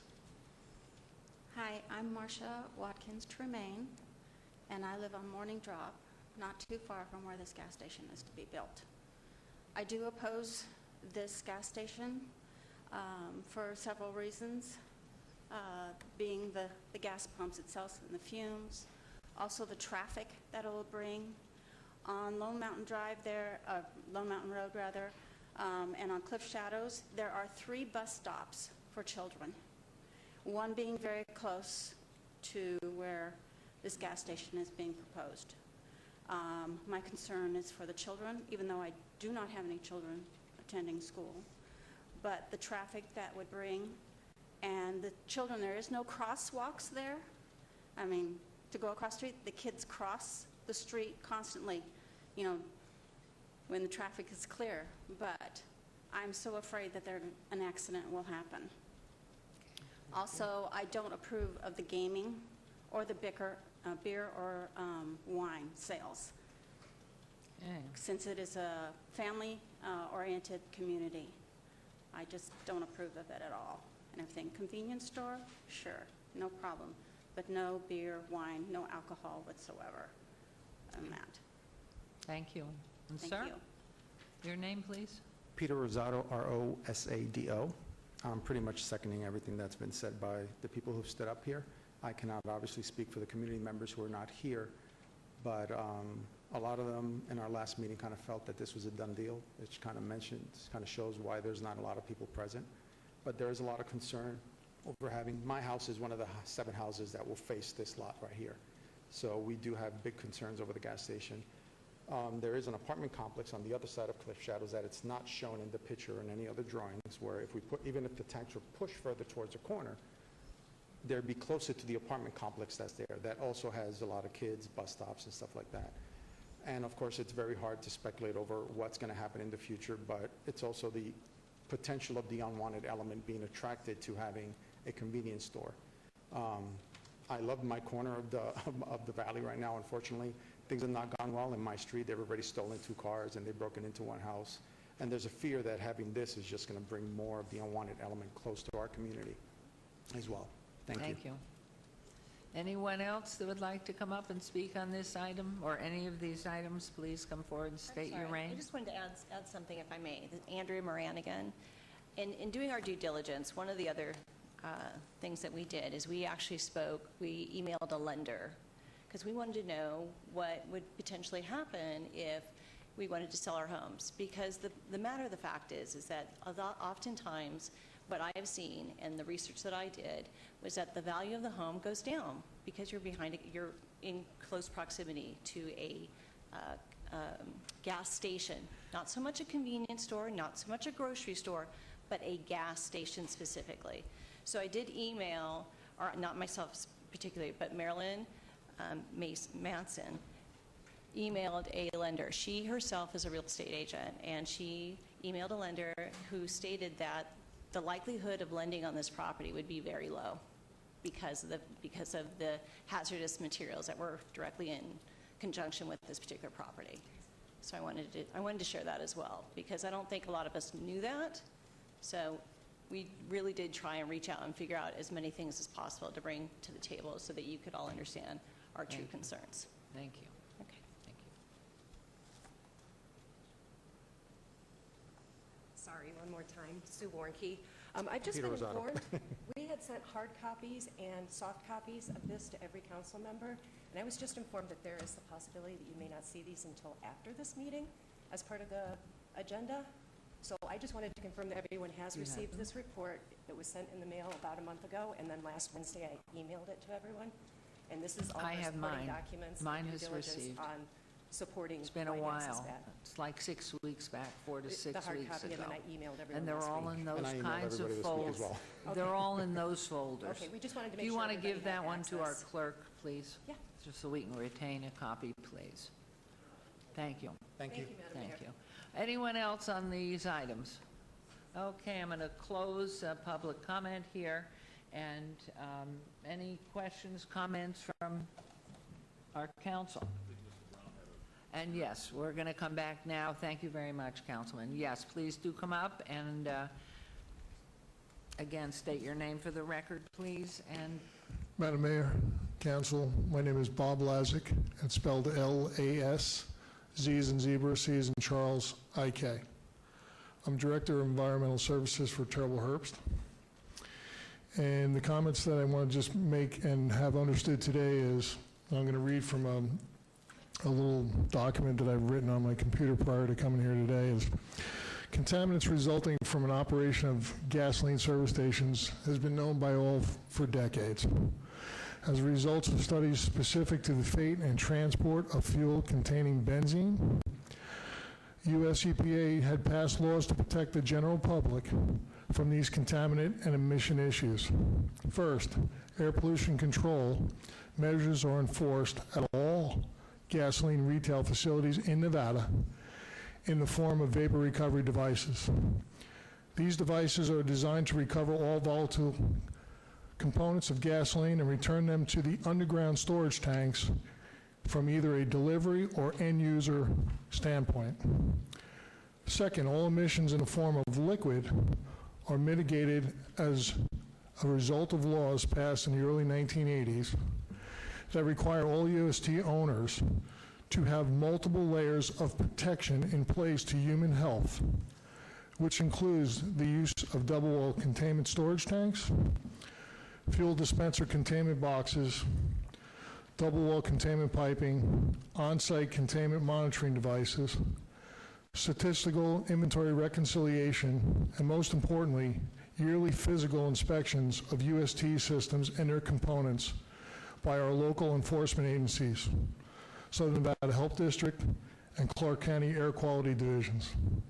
These control methods are in place to keep fuel containing benzene from entering soil, and groundwater aquifers affecting human health. I wouldn't have remembered all that, so that's why I had to write it down. But basically, I'm in charge of keeping all compliance for our company intact. Thank you. Thank you very much. I'd like to ask our planning department, first of all, I thought I heard in the beginning that the property, that particular piece of property was owned by the ownership for 20 years. At that time, there was probably no development around it. But at what time, what year was it, and Mr. Brown, you may have to respond to it, maybe you know it, what was planned on that site, and at that time, was there already housing around it? Didn't you say it was 2002, I said 2002, and I said they had the special use permit for the gas station from 2002 to 2010. I think early on there probably were no houses there. I don't know for sure in the later years of 2008, 9, 10, but certainly in the early years I suspect there were no homes there. And the other three corners, are they commercial or not commercial? I'll let staff respond. Madam Mayor, the adoption of the Lone Mountain West Plan was in January of 2009, and at that time it was designated as a village commercial special land use designation, and the surrounding areas. The other corners are not designated as village commercial at this point in time. North of the Lone Mountain, I believe, is outside of the special area plan. Yes, this has previously been entitled for commercial uses. And would that commercial use at that time that it was so designated have been land use that could have been convenience store, gas station, anything? What was, do you know what the restrictions on that were? Madam Mayor, when they adopted the plan, there was a permissible use table associated with it, which had various uses allowable in village commercial. Some of those commercials are permitted, some required use permits. Some permitted uses are amusement arcades, artistic studio, athletic fields, banquet facilities, bookstores, clinics. Some of the more intense ones included car wash, car rental agencies, etc. And the nearest elementary school? Sorry, I could have done this before, but didn't. I'll have to take a look and get back to you. Okay. So I've closed the public hearing. I don't know if anybody else has questions before I turn it over back to you, Councilman Anthony, but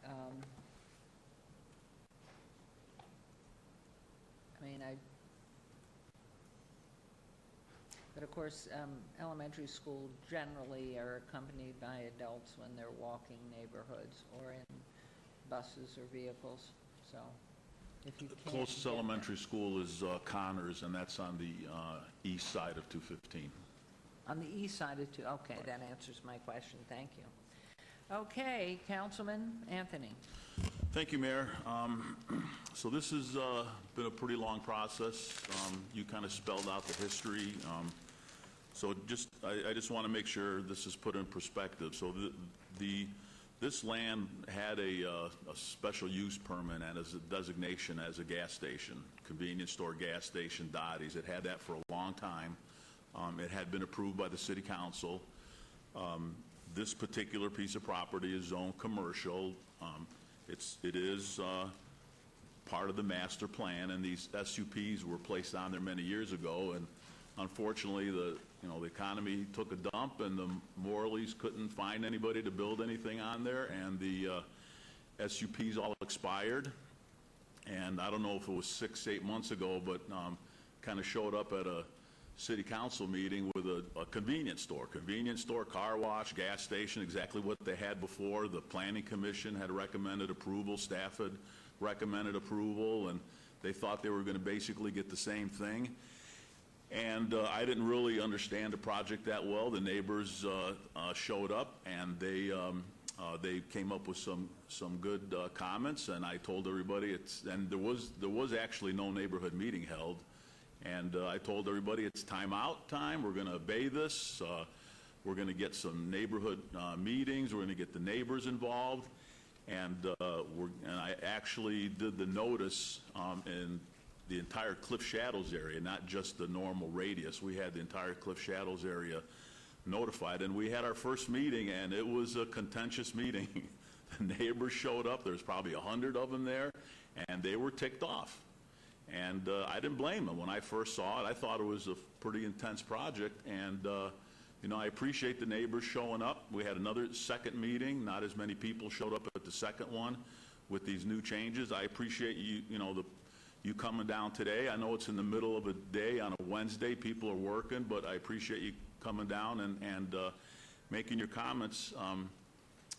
But I'll tell you, I mean, you guys took a hit on this development. I mean, if you look at it again, and you know, when I talked to the Mr. Herbst and Mr. Morley and you, I told them, you got to make this kind of like a community area. It's someplace, it's not just a full-service car wash where there isn't really any neighborhood connection. It has to be some kind of an area where it's connected to the community, and I think you've done that. I mean, it still fits within the master plan. Staff, Planning Commission have still recommended approval. The convenience store is gone, so the market fits in. You don't need an SUP for the market. That fits in. That's an allowable use. So that's gone. The car wash is gone. The other important thing is the entire site is now built out. The original presentation, only a portion was built out, which meant that nobody knew what was going to be planned in there in the future, and we'd have to go through the entire thing again. So at least now it's built out. Everybody understands what's going to go in there. You initially wanted 24 hours. It's now 5 a.m. to 11 p.m., and you're going to have some type of security on site to make sure that it's going to be taken care of. You lowered the elevation. One of the conditions that we're going to put in there is the loading is going to be done in the front of the building. It's not going to be done behind the building to make sure we keep the noise down to a minimum in the back of the building. The architecture is going to blend in with kind of the residential area. So you guys have really chopped this down quite a bit compared to what your normal business plan is for Terrible Herbst, what you normally put in, and what you're going to put in here. So kind of the sticky point is the gas. So initially you wanted to put in 3 islands, and then we cut it down to 2. And then I told you could only put 1 in. 1 island was plenty. Because the way things are going to be configured up there is this is going to be a place where if somebody wants to go to a full-blown grocery store, they'll go down to a Smith's or something like that. But this is going to be a place where you can pull in, you know, top off your car with gas, get something to eat, sit outside maybe.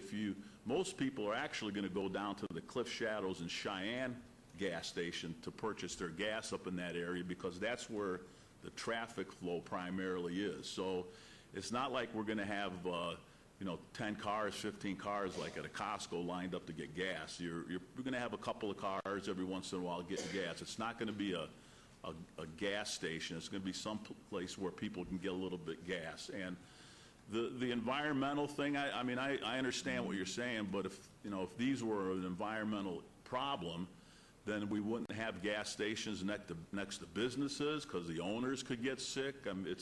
I just don't see gas pumps as being an environmental problem today, considering they're all over the place, and we don't really hear that. And I don't think the Herbst family is going to be in a position where they want to make people sick off of gas fumes. They've been in town for a long time.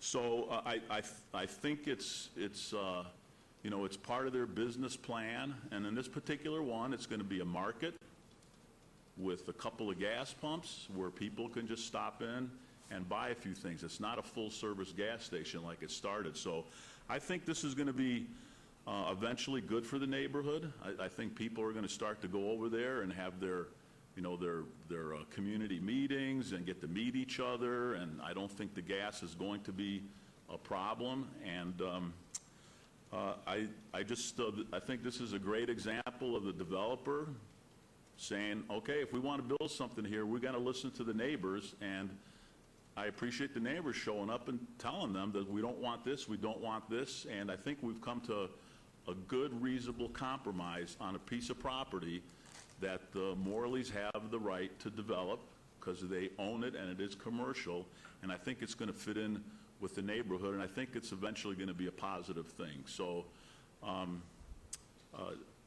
like I said, I go back to the first neighborhood meeting we had. I mean, it was pretty ugly, and you guys were there, and you guys listened, and the neighbors showed up to say what they wanted to say. So I am ready to make some motions. We've already done the first one, so I'll make motions for the rest of them. Okay, number 72, 72 has been withdrawn, so 73, that would have to be changed because I see the car wash is gone. Yeah, so, yeah, we do not have an agenda item for a car wash. So item 73 are the special use permits for gas pumps. So the condition there will be, it'll be one island, 2 dispensers, 4 pumps, right? Is that where we put that? Through you, Mayor, yes, Councilman. On item 73, based on the discussion, I would add a condition, condition A. The service station, bracket gasoline sales, close bracket, use shall be limited to 1 canopy with a maximum of 2 fuel pumps. Wait, that's confusing to me. That's, 'cause it's I actually asked 4 pumps. There are 4 handles to fill up, not 2. There may be two units coming up, but each side has a handle. Mr. Herbst, would you mind coming up here and just verifying exactly what I'm saying here so we get the terminology correctly with planning? This is like the minimum amount of fuel pumps that you can have. So what My name is that? Tim Herbst, Turbulence Oil Company, 5195 Las Vegas Boulevard South. Yes, it would be 1 island, 2 MPD fueling dispensers, 4 fueling positions. Okay. Good? Got Okay. that? Good. All right, so item number 73, I'll make a motion to approve with condition A. Thank you. This motion to approve agenda item 73, subject to the conditions just stated. Please vote and please post. Motion carries. Agenda item 74. I will move for approval of agenda item 74. There's a motion to approve agenda item 74. Please vote and please post. Motion carries. 75. Move for approval of agenda item 75. There's a motion on 75. Please vote and please post.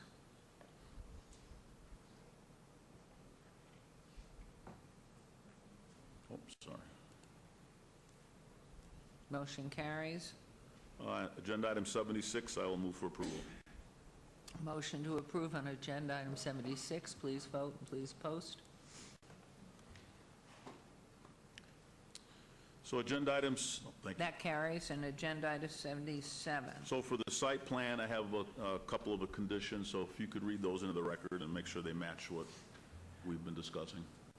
Through you, Madam Mayor, those conditions, Councilman, are condition A, the unloading of goods for the grocery store shall occur only in the front of the building. Condition B, the hours of operation of the grocery store shall be limited to 5 a.m. to 11 p.m. daily. And condition C, on-site security shall be provided 24 hours a day. And Good with so that. if I might ask on that, just staff, as is printed on this, which still shows the car wash, because your conditions are the ones that were following what you've just said, not what's written here. Madam Mayor, the site plan is conditioned based on the submitted site plan that they will be held to the revised one, which depicts no car wash as part of the application, as well as you read the note into the record of how the application was amended. Thank you. Please, then. Very good with that? Yes, sir. Okay, then I'll make a motion to approve item 77 with those conditions. Okay, there's a motion to approve 77, subject to conditions. Please vote and please post. Motion carries. Thank you very, very much. Thank you. And thank you all for coming down. Appreciate it. Agenda item 78 has been obeyed to the 6th of September. Agenda item 79, SDR 69618, a public hearing, applicant EAB Investment Company, owner CRPP LLC, possible action or request for a site development plan review for mini storage facility and outdoor vehicle parking with waivers to allow a 3-foot perimeter landscape buffer on the north property line where 8 feet is required on a portion of 4.78 acres on the west side of Rancho Drive, approximately 570 feet south of Cheyenne Avenue, CM Commercial Industrial Zone. This is in Ward 5 with Councilman Barlow. Planning Commission and staff recommend approval. It's a public hearing which I declare open. Is the representative or owner present? Yes, Your Honor, and council members, Greg Borgel, 300 South 4th Street, here representing the owner and proposed developer of the property. The purpose here is to create additional parking for current and future uses on the property. The applicant has reviewed the staff's recommended conditions and accepts them. Thank you very much. Mr. Summerfield, any comments here? Madam Mayor, the applicant is proposing to construct an additional parking lot to service an existing truck rental facility. The truck rental use is a permitted use in the CM zoning district, which is the reason for the withdrawal of an associated special use permit. The parking lot will meet the minimum standards of Title 19 with the exception of the waiver of that's been requested for the landscaping along the northern boundary. The waiver requested is minor in nature and will not adversely impact the adjacent property owners to the north, and staff supports that request. A condition of approval has been added to prohibit automobile rental and repair at this location, which are conditional uses in the CM zoning district, and motor vehicle sales, which is prohibited on Rancho Drive between Vegas Drive and Craig Road. Staff is recommending approval of the requests with those conditions. Thank you. And has the applicant accepted those conditions? Yes, ma'am. Okay. Pardon? I'm making the motion for. Okay. Public hearing. Anyone wishing to be heard on this item, please come forward. It looks like staff. It is. Okay. Hearing and seeing none, I'll close public comment. And Mayor Pro Tem is going to make the motion on behalf of Councilman Barlow. Right. Councilman Barlow supports this item, and so I move for approval of item 79. Subject to all conditions. Yes, subject to all conditions. Okay, there's a motion. Please vote and please post. That motion carries. Thank you very much. Thank you and good day. Borgel, thank you. Agenda item 80 has been obeyed to September 6th, so we're on to agenda item 81 and 82. MO81, MOD 70292, and a request for a major modification of the Las Vegas Renaissance Master Plan and the development standards dated April 15th, 2011, to amend the land use plan and the development standards on 23.40 acres located at the southeast corner at Alta and Rampart Boulevard, number 82 SDR 70293, and a request for a site development plan review for a 359-unit multifamily residential development on 15.60 acres located adjacent to the south side of Alta Drive, 300 feet east of Rampart Boulevard. The applicant is the Kalita Group, LLC, and the owner is RA Southeast Land Company, LLC. Staff and Planning Commission recommend approval of both items. These are in Ward 2 with Councilman Soroka. Public hearings which I declare open. And is the applicant or representative present? Good afternoon, Your Honors. Council members, my name is Tony Celeste, address 1980 Festival Plaza Drive, here on behalf of the applicant, the Kalita Group. Okay. Is there anything you would wish to just address at this point? I know you've gone and visited everybody, but yes, is there anything to add? Absolutely. So as mentioned, I represent the Kalita Group, and what we are proposing is to modify the existing Las Vegas residence development standards, which is 23 acres located on Rampart and Alta. Before I get into some of the specifics, I'm going to kind of outline my presentation in 4 different parts. First, I want to introduce who the Kalita Group is and their background. Number two, a little bit of history about the subject property. Number three, going into the specifics of the modifications to the development standards. And then fourth, what is concurrently being heard with it is the site plan review. So by way of background, I want to start with who the Kalita Group is. The two principals are Doug Eisner and Eric Cohen. Both of them, prior to starting Kalita, were with the two largest multifamily builders in the nation. They both moved to Las Vegas about the same time in their mid-20s to head up some of the operations for those multifamily developments. Both of them actually were competitors working for different builders at the time. But the two of them had a vision, shared a vision, that they felt they could actually improve the multifamily product. They felt that there was a missing segment of the luxurious lifestyle, resort-style feel that was not in Las Vegas, so to speak, like a Class A product. So what they did was they joined up and formed the Kalita Group almost exactly 10 years ago. And if you're doing the math, that was August of 2007, which, as we all now know in retrospect, was right as we were entering into the economic cliff. So despite some of those early challenges, what it shows is that they had a strong plan, a strong vision, a niche that they knew they could fill, because here we are 10 years later, and they're going strong and have developed a lot of the premier communities in southern Nevada. Just name a couple of them for example. First, the Elysian product on 215 in Green Valley, adjacent to the district there. That is their product, and that is actually one that will be most similar to the one I will get into in a minute with specificity, with some more specifics on what we're proposing here. Another one is the one off of West Tropicana near the 215, their Elysian West project. And then most recently, last year, which opened up the Constellation project located in downtown Summerlin. So just to give you an idea of what it is that they do and they develop. As I mentioned, part two is going to be a little bit about the subject property and the background and evolution of, say, the last 17 years of this property. In fact, it encompasses a little bit more than 23 acres. Originally, it was 42 acres, part of the Boca Park Phase 2 master plan or development standards that was originally approved. Those 42 acres contemplated a large commercial retail development located in this general area right here. As you can see, about 18 or 19 acres of that has developed. What we have there, for example, is the Cheesecake Factory, the Living, forget the name of it, but there's Total Wines, a couple of other large name retailers there. In 2011, this 23 acres was separated off, and a new development standards was proposed and approved by this city council. That was in June of 2011. And let me see, it's a little big here, but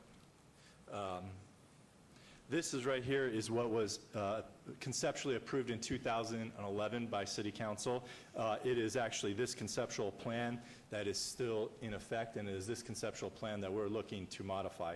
Just a little brief overview of this plan. This plan was approved with about 1 million square feet of development, composed of specifically 775,000 square feet of office retail development, and then the balance just shy of 250,000 feet dedicated to residential use with the cap of 100 units. So that is the base, and that's what we're looking to amend.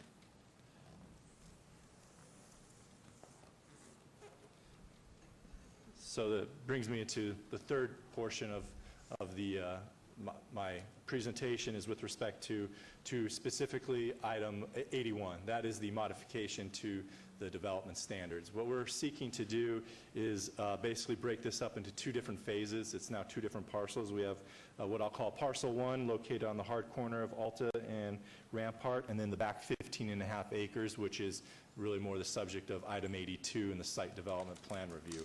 What we've outlined in the modification to the development standards for the Las Vegas residence plan is to cap the commercial component from the 775,000 square feet down to 300,000 square feet. What we're going to do is propose residential development on the back 15.5 acres. We're going to retain some of the C1 zoning that was also under the original Las Vegas Renaissance plan that was approved in 2011. By doing this, what we've done is dramatically reduce the impact and the intensity on this intersection. We had G.C. Wallace perform a traffic impact analysis, and because of the dramatic reduction in the amount of commercial from 775,000 down to 300,000, we have basically this site is only 75%, or this site is 75% less intense, or only 25% amount of impact that is what was currently entitled for this area. So overall, we think this is a much a better fit.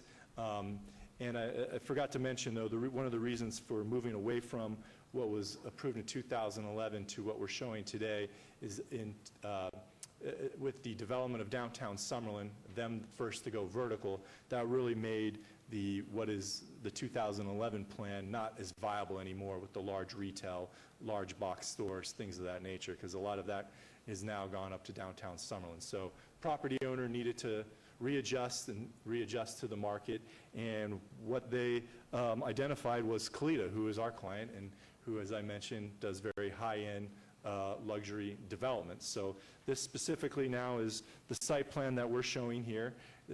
We are proposing 359 multifamily units. I want to walk through some of them because we've been very sensitive to the neighborhoods, specifically to the east. As you can see right through here, we are maintaining a 125-foot buffer zone, no build zone. Currently there is a berm there with some trees. We're going to enhance that. We're going to keep that. As the property gets a little bit skinnier through here, we're going to do intense landscaping. Now, we're proposing a 4-story elevator product. That 4 stories is going to be confined to this area, and I'll show you on one of my further pages here, but we're going to step back the building. So remember, we have 2-story single-family residential adjacent to us, so we're going to be very sensitive to that. This right here is going to be no more than 2 stories in this area. We're going to step it back to 3 stories and then 4 stories in the back. Therefore, we can basically have the same heights as that are just to the east of us. So those are some of the, I think, important design considerations we've done. Another big improvement we think we've done to the site is that you can see right here on the aerial, there's currently a drive aisle right here out onto Alta. It is restricted turning movements, meaning you can only come in right and leave right because of the existing median here. When we met with the residents, particularly in Tuscany North and the Angel Park area, they were frustrated by the way this is designed. And we said, well, we're going to solve that for you because we're going to remove that driveway and align everything with the existing light at Tivoli right here. So now that provides complete turning movements, left in, left out, right in, right out, and will allow traffic now to go Alta to Rampart instead of pushing everything down Alta to Durango. That was a huge thing that the neighbors liked and a huge improvement we've made. Also, we are providing internal connectivity throughout the site. As you can see, we're going to have our main grand entrance right here on Alta, so you can come in through this way, through a roundabout, and then we're going to have an internal network of roads that will lead to whatever may be developed here on the 7 acres to the existing Boca Park, further north as you go towards, or further south as you go towards Charleston, the Target Center, and all of that. So everything will be vehicularly connected, pedestrian friendly. In fact, we had a little chart put together to further illustrate the connectivity. You can see the various uses around us, Boca Park to the south, Tivoli to the north, Suncoast, and right here just the ability to walk to and from this. We believe that this will further enhance Tivoli Village and Boca Park and bring those businesses to life.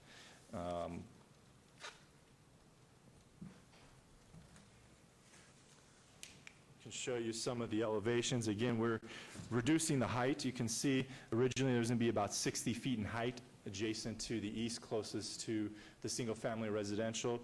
We are going to be 47 feet at our highest point on our 4-story elevator product. But as you can see by the next elevation, as I mentioned, we're being very sensitive to the I don't know if you can see it at the bottom here, but you can see right here, we're being very sensitive to the residential to the east as we're stepping it back from 2, 3, and 4 stories as you go farther west. We appreciate working with staff, and in particular Mr. Lowenstein and Mr. Bankston. We've been working on this since February of this past year with various revisions of the development standards going back and forth. With their guidance, we were able to get to this position where we are now. We come before you with staff recommendation of approval, unanimous approval of the Planning Commission. As I mentioned, we did a lot of neighborhood outreach.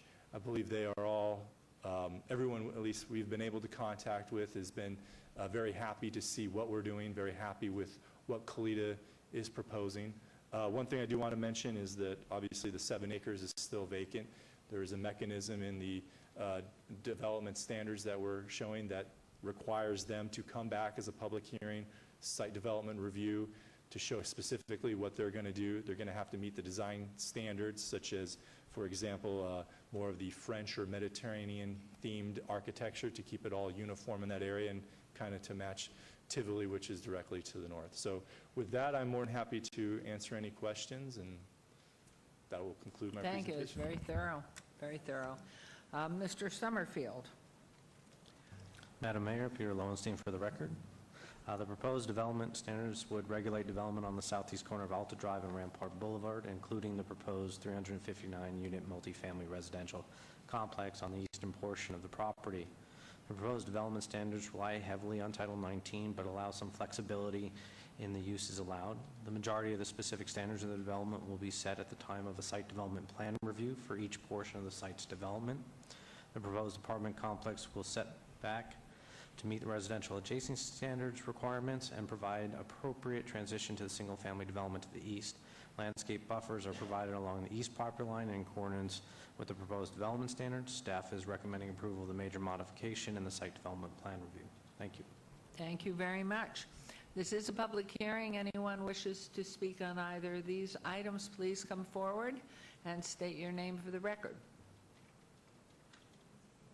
Hearing and seeing none, I'm going to close these. And council, does anyone have a, wait, I see council with an SEL. Mayor, I was just going to indicate that I think Mr. Lowenstein had some amendments to the conditions on number 81. I do. I'm prepared to read them in if you would like that at this time. Yes, please read the conditions. Okay. Thank you. Through you, Madam Mayor, just bear with me there. It's a little lengthy. So on the major modification, MOD 70292, we would add the following conditions. First being the Las Vegas Renaissance Master Development Plan and Development Standards, Section 4.7, shall be revised in totality to reflect the following. The maximum residential density shall be a total of 359 units to be located within Parcel 2, as depicted within Exhibit 2, the Las Vegas Renaissance Land Use Plan, and commercial density not to exceed 300,000 square feet. The second condition... Excuse me, does your client accept that? Yes, we understand that and accept it. Next, no one, number 2. The second condition would read as follows. The Las Vegas Renaissance Master Development Plan and Development Standards, Section 2.7, shall be revised in totality to reflect the following. The 2-story portion of the structure will not exceed 60 feet tall, with a 3-story retail anchor not exceeding 85 feet tall. Rising from the roof line will be glass atriums as well as other roof line reveals and reliefs not to exceed 50 feet, and parapets not to exceed 20 feet, and other structures to help access roof mechanical. Near the Rampart and Alta intersections as part of the building structure will be a large tower that will serve as a focal point from a distance and serve as a point of arrival. And this tower will be similar to that found in European villages at or near their village center. This tower will not exceed 150 feet and shall be a decorative element and not contain habitable space. Building heights will be reflected in the site plan, and the PD is allowed the flexibility of up to 10 foot of increased height so as to accommodate higher floor-to-floor requirements of tenants as developer goes through the leasing process and or to accommodate design as the design development process and construction drawings are developed and completed. Such changes will be subject to the UDC 19.10.040 G.1 minor modifications. Changes outside the scope of the minor modifications will require a major modification in accordance with the UDC 1910-040G2. Building heights of the subject property will be subject to the UDC's residential adjacency standards. Does your client accept all those conditions? We understand them and accept them. Gosh, I feel you should get married. Okay. That was just the one. So- I have one more. One more. Wait, we got another. And the third condition... Maybe the marriage isn't going through here. Go ahead. The third condition would be a revised Las Vegas Renaissance Master Development Plan and development standards shall be submitted to the Department of Planning within 30 days of final action, reflecting the incorporation of all approved conditions. Thank you. I think he's agreed. Thank you. And we'll Yes? make sure we get with Mr. Lowenstein well within 30 days to get Wonderful. Okay, so any comments, questions before I turn them over to Councilman Soroka? Anybody? Nope. It's all yours. Mayor, I move that we approve item 81 with the amended conditions. Thank you very much. Thank There's a you. motion to approve agenda item 81, subject to conditions. And that motion passes. And agenda item 82?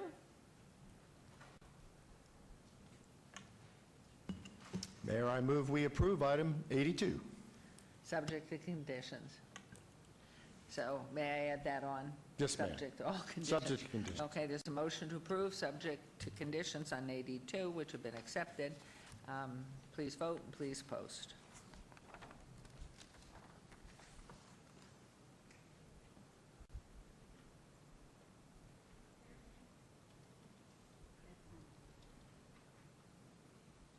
Thank you, motion carries. What's Thank- your timeline? Well, we have some of the representatives here, but they're actually pretty quick. I think within the next 18 months, they're looking to start going vertical. They're bullish on the market and getting ready to go. They've got a few projects already in the ground over on Flamingo and Wallapai, so I think this will be the next one that they're ready to go on. Great, thank you. Congratulations to you. Thank you. Thank you. Agenda item 83 is obeyed to the 6th of September, so we have agenda item 84. And that, well, 83 and 84 have been both obeyed. And 85 has been obeyed to September 20th, as have 86, 87, and 88, all to September 20th. So we are now on to 89, and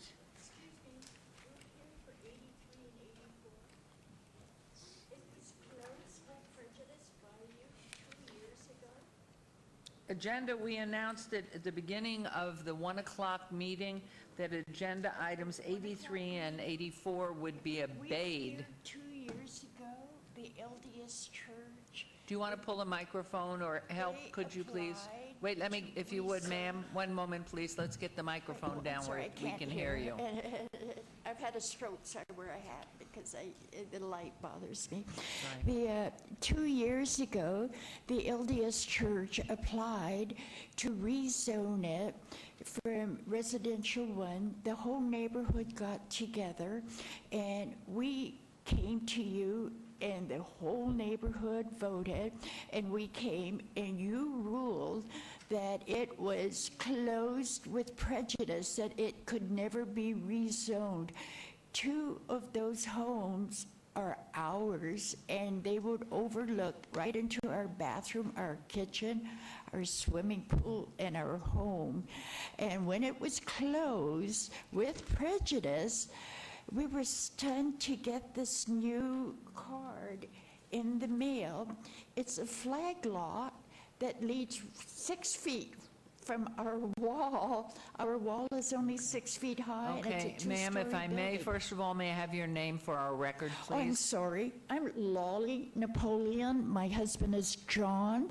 We have been here for 23 years. We're from Hawaii, and we have owned that house for 10 years on St. Andrews Okay, and I on think I may Hogan. have a comment for you here, since we've obeyed this. And the if 6th you of look September. back, 2 years ago, Okay, if I the- may, ma'am, just one moment, please. Let me turn over here. Yeah, through it was Mr. closed with Summerfall, prejudice. Mr. Lowenstein. Listen, if you would, please, to Mr. Lowenstein.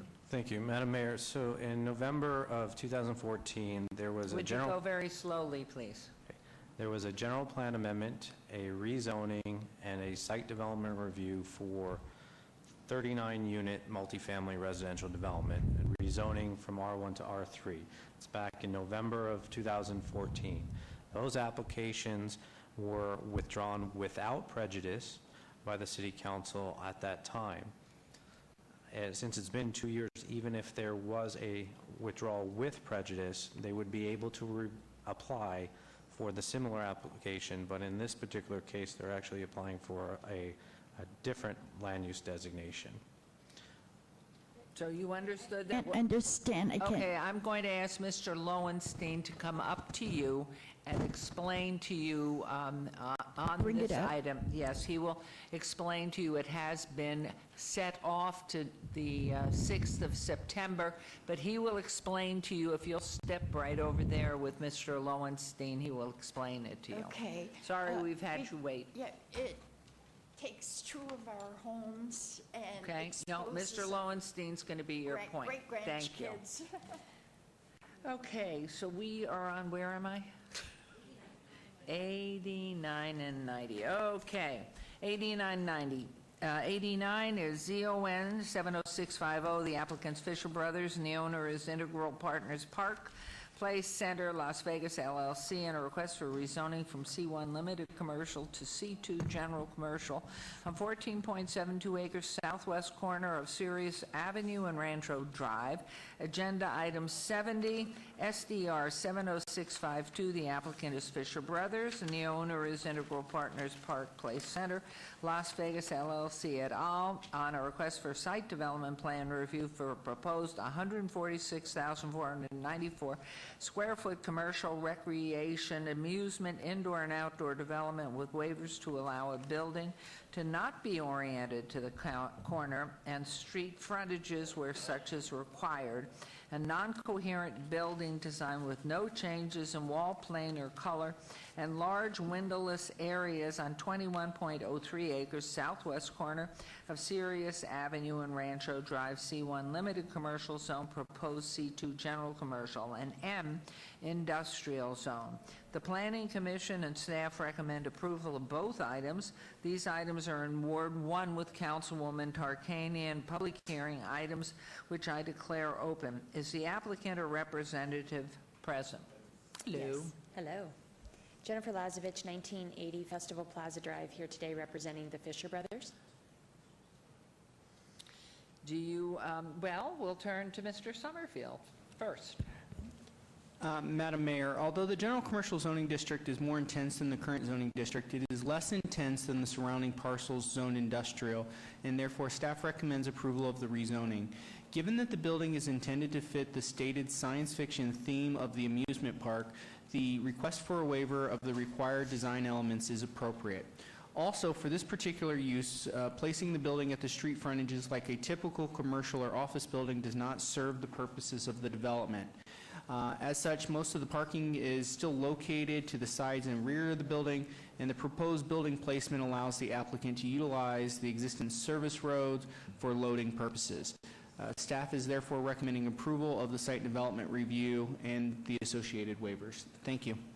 Thank you very much. Is there anything you'd like to add? I'm going to call on public hearings. So. Yes, just briefly, Mayor. With me today is Terry Murphy and Brian Collins representing the Fisher Brothers. Fortunately, Winston Fisher had to fly back for some family obligations, but he is very excited to bring you this project. As you can see, if you turn to the overhead for a moment. Thank you. These elevations are designed to give you a feel for the type of immersive retail experience they want to bring to this site. This is kind of a high-level site plan where you could actually see inside. The concept is to call it Area 15, which is a play on three various names. The first is, of course, our Area 51, but it's Area 15. Tagline would be, this does not exist. Next is we are adjacent to Interstate 15, and finally the Fisher family can trace their roots back to 1915. So as you enter here through Area 15, you would come into an open area which would have some art installations that anybody could come into this area and see. As we visualize it today, the first area would kind of be more Mad Max. You might see some of these art cars. Then you would move towards more of an Avatar, Comic-Con, Marvel type of an experience here. They are speaking with someone who builds bamboo structures from Bali that we would put in this area, and then as you move back towards the back of the site, more Blade Runner.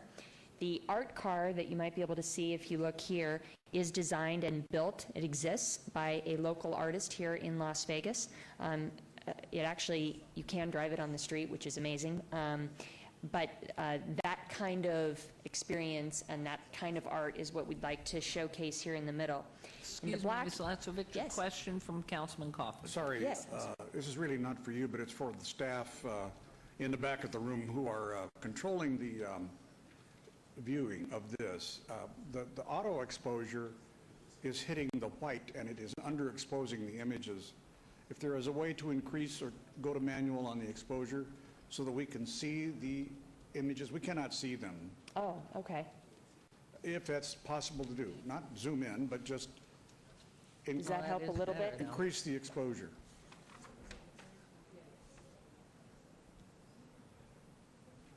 It does help that you're making it bigger. Helps a little bit, but Yeah. that's not the same.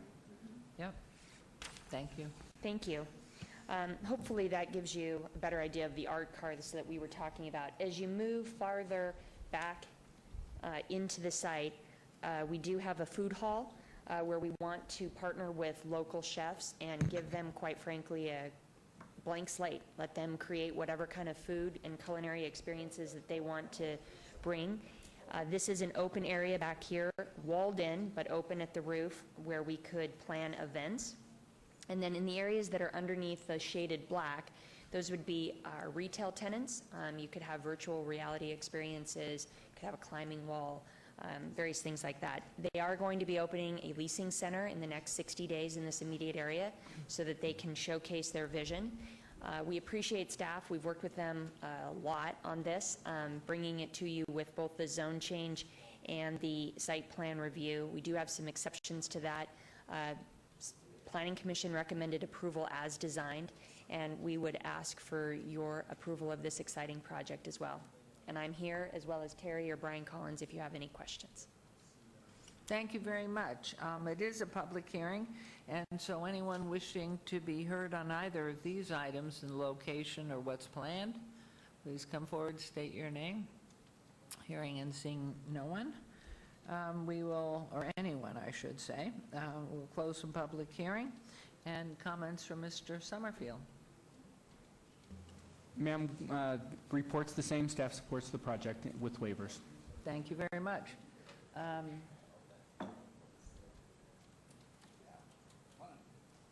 Okay. So, this is yours. There you go. Always exciting in Ward 1, always on a different path. I have taken this to the neighbors and spoken with the leaders of the Neighborhoods Association and talked with other people, and even though I don't understand it fully, everybody's very excited. And the Fisher Brothers have a record of absolutely stupendous operations, so I move to approve, and I want to thank all those who represented Fisher Brothers for working so closely with us. So move to approve. Thank you. There's a motion to approve agenda item 89. And there were no conditions on that, Mr. Summerfield? No conditions on 80? No, ma'am. Either. Thank you. Madam Motion to Mayor, I approve. just, before we vote, I just wanted, and I'm glad that I spoke with Legal earlier, I'm glad he reminded me, I do have a son who operates a business in the area, the ground area of what Fisher Brothers owns. It's not this particular object, but it's near it, and I just wanted to place that on the record as a means of disclosure. And Councilwoman, we indicated that it wouldn't affect his property any greater or lesser than anyone else's. Absolutely so not. we said that it's okay for you to vote. It wouldn't affect one way or the other. Okay, so that motion 89 carries while your disclosure was coming forward. Wonderful. And for agenda item 90, there were no conditions on that either. No, ma'am. Everything's as is currently in the if approved conditions. Thank you. So you move to approve on 90? And I also move to approve on 90. Thank you. This motion to approve agenda item 90. Please vote and please post. How exciting. When do we start building? Thank you very much. They plan to, assuming we move our plans, which I know we will with your staff, they've been wonderful to work with, so we would begin construction in February, deliver space to the tenants in the, I'll call it fall of 2018, with an expected opening of a target date of March of 2019. Beautiful. That's Thank you nice. very much. Thank Very you. exciting. Congratulations. We're proud and thrilled. Thank you. Our agenda items 91, 92, 93, 94 have been obeyed to the 6th of September. So we are now moving on to 96. 95 was obeyed. Oh, that's the big one. That's obeyed all the way till November 15th. So we're on to 96, which is VAC 70614, a public hearing. Applicant owner Howard Hughes Company LLC for possible action on a request for a petition to vacate a portion of Crossbridge Drive west of Sky Vista Drive, Ward 2, Councilman Soroka. The Planning Commission and staff recommend approval. It's a public hearing. I declare it open. Is the applicant or representative present? Yes, ma'am. Good afternoon. I'm Josh Johnson, 1555 South Rainbow Boulevard. On behalf of the applicant, we are requesting approval of a vacation of a portion of the right-of-way in Summerlin Village 24, Crossbridge Drive. The entry for Village 24 Parcel D was relocated to the other side of the parcel, and so the median island break that was in Crossbridge is no longer needed, and that's the portion of the right-of-way that we're requesting to be vacated. Thank you very, very much, Mr. Johnson. Mr. Summerfield. Mr. Lowenstein. Madam Mayor, per the submitted justification, the area to be vacated is no longer needed due to the median island reconfiguration. Vacated portion will be dedicated to the City of Las Vegas. Staff recommends approval of the request. Thank you very much. That was simple. It is a public hearing. Is there anyone here who wishes to be heard on items 96? Close the public hearing, and I gather this is yours, Councilman Soroka. Yes, ma'am, and I move to approve item 96. That was quick. Best time limit. There's a motion to approve on 96. Please vote, and please post. Motion carries. Thank you very much. Agenda item 97, set date on any appeals filed or required public hearings. Thank you. Thank you. I instruct the city clerk to set the public hearing dates and appeals from the City Planning Commission meetings in dangerous buildings or nuisance litter abatements. And we will now move on to the second, citizen participation. Citizen participation, public comment during this portion of the agenda must be limited to matters within the jurisdiction of the City Council. No subject may be acted upon by the City Council unless that subject is on the agenda and scheduled for action. If you wish to be heard, please come to the podium, give your name for the record, the amount of discussion on any single subject, or else the amount of time any single speaker is allowed may be limited. Good afternoon, if you'll state your name. Good afternoon, Your Honor, Councilman, Councilwomen. My name's Hart Fleschauer. I live at 1816 South 9th Street, Las Vegas, Nevada. I'm up here speaking because I think the City Council should understand that item number 63 that you voted on this morning, that a huge majority, an overwhelming majority of the people in the community were very, very, very against that item. And at one of the neighborhood meetings that was held for by the people that wanted to expand their adult bookstore, I asked for a showing of hands in a room full of people. I'm guessing there were 40-plus people. Everybody, literally everybody, held up their hand. Not literally, one person was in favor. The huge majority, over 40 people, were against. And you guys passed it, it appeared, without even giving it a second thought. And everybody in the community, or in that neighborhood around there, was strictly against it. There were people here to speak against it this morning. We didn't have a chance. There was even somebody from the Las Vegas Metropolitan Police Department here to give you statistics on the crime around that business. And once again, it appears that you passed it without giving it a second chance. I mean, I cannot express how horrible a thing that was. It was disgusting. Thank you. Mr. Scott, Yes. what, if any, recourse is there? It's already a vote, you've already voted on it, Mayor. So unless someone wants to, who was in the majority wants to reconsider the bill, you can do that. But as of now, there's nothing you can do at this point, unless you'd like to have it recalled and reheard at a different meeting. Okay, our public comment, generally, we don't have conversation with council, but because of what you have said and other comments, I do want to turn this over to Councilman Coffin. It was his item that has come before us, and as a general rule, that takes preference. So, Councilman, please. Well, I would prefer to stick to the regular order of business. I will answer all objections that might have been put on the record had there been time, but not at this time. This is the awkward time, Mayor. Mayor, it's an awkward time because it's difficult for No, I was trying to get some legal It's difficult voice. for a member of the public to debate a member of the council. It just doesn't work right, and we'll be here for a long time. I've heard his objection, and so I'd like to address that in my time. How many other people have objected, Councilman? You see the problem? Yeah, well, you know, it's very interesting, and So we go I to personal respect time. Councilman Coffin tremendously and his diligence and everything, but I've had enough comments from respectful residency group that I'm sorry, and I didn't realize it was in consent, and I did think it was something that we could at least hear from the public. And that's what I was asking our council with an SEL. I just, you know, it's not to create problem, but we are here really for the greater good of the whole, and the greater good of the whole may rest with the advice and what was heard and recommending, which was public hearing.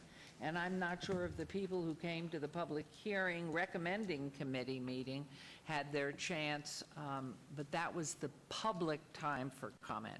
So I have here, who was down here a moment ago, Brian Scott, the recourse. Mayor, during the recommending committee meeting, the public had an opportunity to be heard at that particular meeting. And normally at that meeting, the council members who are sitting on the recommending committee will take those comments into consideration, may vote for some amendments to the proposed stat ordinance and things of that nature. Today, what you did was voted. You got the recommending committee's recommendation. You voted. It's now currently a law. And if somebody in the majority would like to recall or reconsider that, they may do that. And because that was part of the consent agenda, it was separate. It was not. It was a separate, It separately was the voted bill. item. Correct. So, and that wasn't, there was no public hearing other than at the recommending committee. Because that was the part of the process. That's the normal course. Correct, that's the normal So course. you did not have an opportunity to go to that? No, Your Honor, a large amount of the community did not have an opportunity. We weren't informed about it. By the time we heard about it, there was not time to respond to it. And from my understanding, that there were only two people at that meeting that stated they were in favor. It was what I got through the email. Were you notified? No, Your of the Honor. public- Or was it posted? It was posted? It was posted. In the recommending committee meeting, during the first or second reading, the meeting dates are indicated on the record, and that's the announcement that they get. So according to everything that, you know, I understand there's nothing we can do at this time, Your Honor. It's been passed, it's become law, but I think it should be on all your consciences what you just did. Thank you. Well, I would add to you, even though this is sort of out of order here, what I would say to you, my hope is that one day all adult entertainment will be in the industrial and western avenues, so that those who are interested in adult entertainment and activity can go to a specified area and not in areas we're trying to lift the level of everything in our community to world-class stature. And so I think we have followed the laws of how we conduct business, and I'm sorry the people that had the objections didn't have the opportunity to get to the recommending committee, but I've just been assured by counsel that to the dot of the I and the cross of the T, the letter of the law was filed. I understand, Your Honor, it was legally properly done, but I really think, this is I don't expect an answer from this question, hypothetical, but how would you like it if the porn business down the street from your house was allowed to expand and have more private video booths? Really, it's disgusting. Well, the only thing I can suggest to you as a group is your councilman is Councilman Coffin, and if there are enough of you that are, and I know his phones ring off the hook and his emails are forever, but if there's enough, he's a sensitive man that cares. He lives in the neighborhood. So that is what I could tell you is an appropriate channel, is to have another voice, invite him to a meeting or so, and go through a proper channel, because that's the way we have operated here. And I am sensitive to what you're doing, because with children and grandchildren, knowing the area very, very well, very sensitive, and I see what they do in other parts of the country. They have adult areas, and my hope is in time that, especially with the new building that's coming into your neighborhood, that's going to be built there, the Thunderbird facility, as we go to improve all of Las Vegas Boulevard from the south to the north and everything we're doing downtown, we're all believing in the same process, what's the good, and I feel comfortable that we have followed, especially as council is recommending. But to me, if in fact your passion is what it is, you just talk to people and communicate to Councilman Coffin. We have, Your Honor. We have. Well, And you keep that's one of going the at it. points. And I think not just this matter, but other matters, other councilmen have been contacted, and you keep referring me back to my councilman, Mr. Kaufman.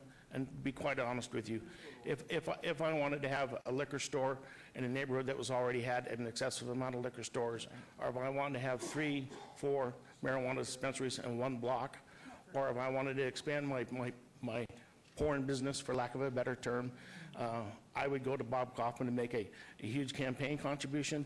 But as far as what the people in the community want, it's a deaf ear. Well, Madam Mayor, you have yes, ma'am. I would like to say a couple of words, if I might.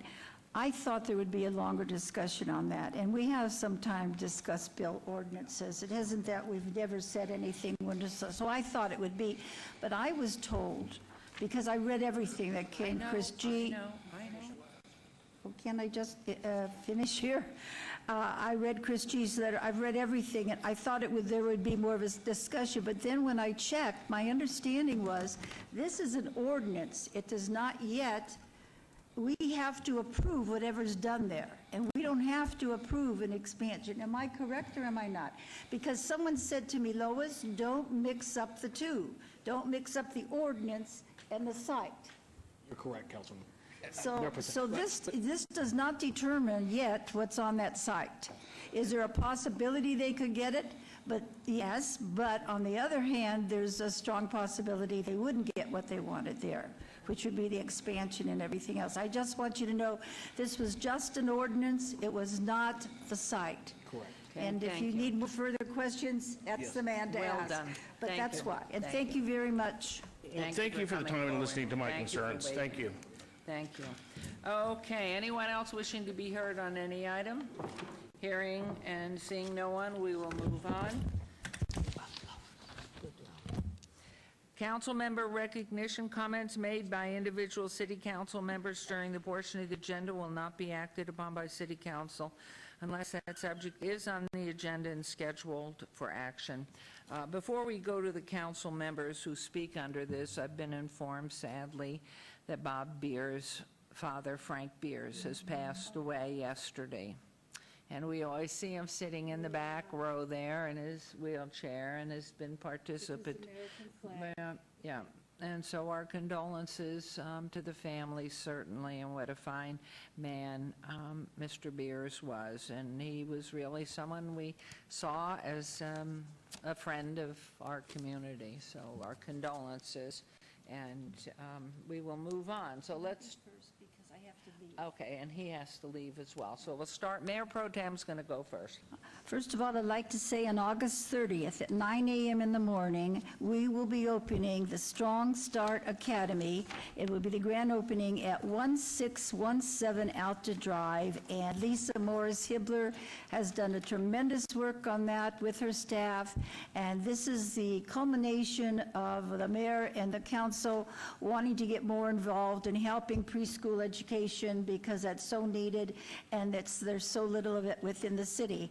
This academy, in partnership with Accelero Learning, teaches early education and classroom readiness skills to pre-K children, and for some it may be a more affordable option because they do it according to what you're able to pay.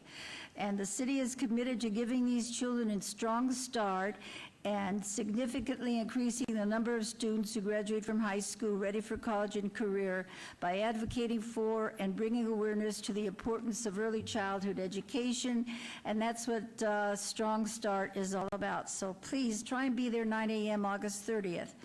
If you want more information about enrolling your child, call 702-387-0179 because spaces are still available. And finally, the short-term residential hotline is ready to make it easier for city residents to report short-term residential rentals that have become a nuisance. The city of Las Vegas has established a 24-hour hotline so that enforcement officers can respond. And we're doing more work with Metro. We're refining our techniques here in the city, and this means that if something happens, please call the hotline. Short-term rentals, of course, are the rental of a residential dwelling for periods of 30 consecutive days or fewer. The City of Las Vegas requires everyone who rents out their property as a short-term rental to obtain a special use permit and a business license. This non-emergency hotline is designed to handle complaints of noise, excessive number of tenants, large parties, trash, parking, unpermitted use, and other issues. So it's important that complainants call while the issue is occurring so our people can get out there and document it, because two such documentations can eliminate short-term rental, which is causing problems in a neighborhood. The hotline number is 702-229-3500. 229-3500, and this is for all those residents that said they had to wait so long on 311, and the police were busy with other things. We finally got this hotline. It took a while, but I know many people are happy, and thank you very much. I have to leave, but I want to just tell everybody, have a good time the rest of the month. Okay. And did you, or is it Councilman Coffin, who has Councilman Barlow's? Anything? I didn't have anything from Councilman Barlow. Nothing? No. Oh, you have it. Okay, now I know Councilman Coffin has to go too. Oh, how polite, how polite. That is a good gentleman. Please, go ahead. Thank you, Mayor. Well, first, I just want to tell you guys, my mom watches us, as I'm new, and she loves you, and she loves this council, and she loves me. So I just want to say hi, Mom, and we love you, too.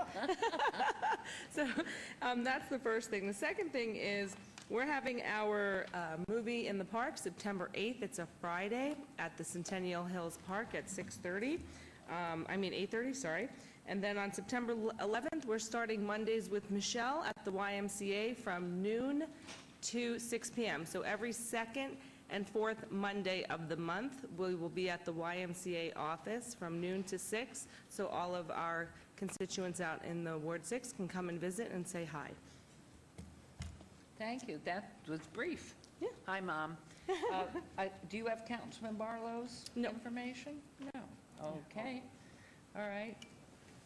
Thank you. It is an honor to be with you today, Mayor. It's also an honor to be here and sit here under regular order of business, which is giving us a chance to discuss things that are happening in our ward. And I can't think of anything more exciting in our ward today than the vote of the City Council, which will now convert a blighted 1-acre dark rock-strewn, weedy lot where all sorts of things happen, Your Honor, into a bright, landscaped, lighted, and completely paved and striped parking lot with a brand-new building. And that happens to be the subject of my talk today.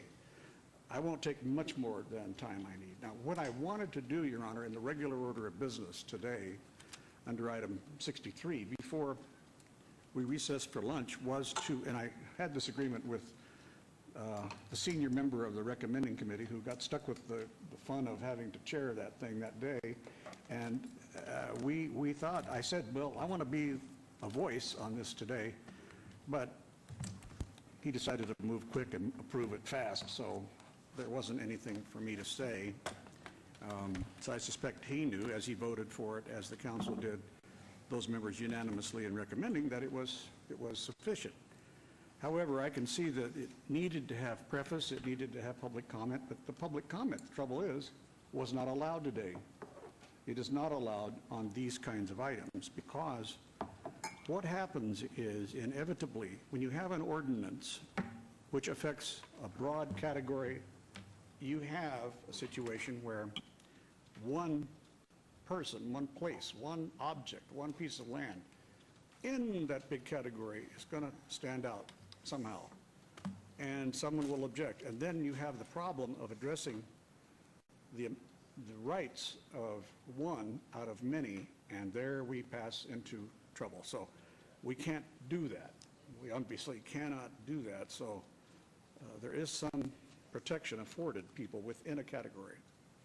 I think that legal counsel will back me up on that. So therefore, in the normal course of business, we don't allow testimony on recommending committee. Recommending committee received some testimony. The recommending committee wasn't the first time the public had a chance to weigh in on this. I'm sorry I don't have with me all the documentation, about this much documentation, Your Honor, from this subject of this SOB project. And it could be used in many ways. SOB, sexually oriented business, doesn't get a lot of bells rung. You know, it just makes people think of bad things in their lives. So they think of sex and they immediately think of something bad instead of the good things. So here they get upset if a headline in a paper reads, sex businesses are going to expand.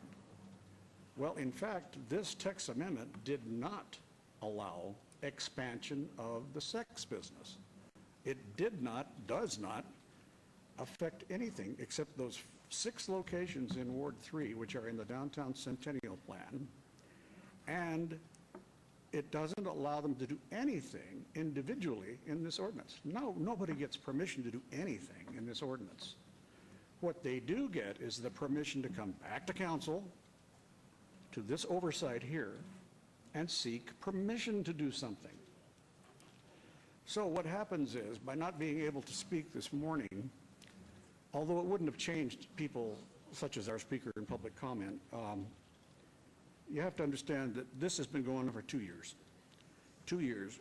An amendment, a text amendment was proposed. It was actually more of a direct amendment to try to see if this organization, this company, could improve the appearance of their store, which is, it's horrible. But 25 years ago, our council decided that we're going to limit all changes on the 6 locations in the city in that plan. That meant the city then, I guess Mayor Jan Jones was in charge and some others, they said, we'll hope they go away. We won't let them do anything. They can't improve, they can barely paint, they can't change a thing, they can't change the shape of the building. They can't add 1 square inch to that building. So, because the idea was, well, they'll just go away. They'll move into the county or they'll move into an industrial area, like you've suggested, Your Honor. Well, 25 years has passed and they don't close. Why? Because they make just as much money now as they did then, but they look like hell. You know, they just look like pretty crappy, as a matter of fact. If I could get grosser, I would. But the idea is that the intent of the council didn't match reality. So looking back in the rearview mirror, I can say, well, maybe that's the case. You can't always see far ahead, but like many things, just as the breaking the height barrier to allow that really nice hotel to be on the boulevard was a change of an old philosophy, meant well when passed, but obviously the times had outgrown it. Now, I have a good old friend for life, practically, from grammar school. He says, no good deed goes unpunished. It's his slogan. What it means is you can't help anybody that doesn't want to be helped.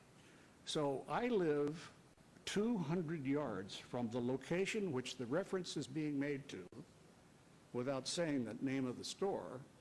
I live 200 yards from there. I've lived there 30 years. I didn't care if the council made that action. And I appreciate you giving me the time to defend myself here. And the reason is because we cannot debate people who come in public comment. We get called some pretty bad names. So far this year, I've been called an anti-Semite several times by people. Still trying to figure out how that happened. But it comes with the territory. You do get criticism, but it's unfounded sometimes. And just as unfounded as the testimony given in public comment about the idea that there was no public notice, or that because there was no public notice, ergo, we should delay it again. Well, it's been cooking for 2 years. So 1.5 years ago, I said, this plan won't work. There was a lot of public opposition. You know, I was okay because I could see it, but the others weren't, many of them. So they went back to the drawing boards. They did a complete design, spent a lot of money, and this council and the Planning Commission before us early this year approved a new building on this property. You voted for it, Your Honor. It was a building to replace the existing dowdy old building. And of course, that's a commitment by them. We've approved it. It is the same exact size as the old building, 9,000 square feet. So, you see, a newspaper headline will get people into thinking wrong because that was a mistake. But it nevertheless triggers emotions that, again, basically down to sex again. It's just one of those things. Gets people lit up. It's somebody else's sex life that they're concerned about now, not their own. Consequently, sex stores are unpopular because people cannot imagine going there, except the ones that go there after dark. Well, that's a lot of people. Obviously, they're still making tons of money. So anyway, they now, after you saw that, Your Honor, you realized, well, that's something, because what they showed was about $500,000 just in the parking lot, which is right now dim, barely lit, empty. They are keeping it up to code. They've been good citizens. They cut the weeds. They've chased out all the bums that were living there. And other residents, like Mr. Ganson, who was here today, who would have spoken, who is from that neighborhood with me. He only lives 100 yards away from that location. He's very much in favor of it. The person who spoke in public comment lives a mile away, doesn't even see this thing, doesn't have a, if you will, frankly, a stick in the golf bag. It's important to know sometimes that people come up and speak to us and they just don't know what the hell they're talking about. But we take it, we listen, because they're citizens.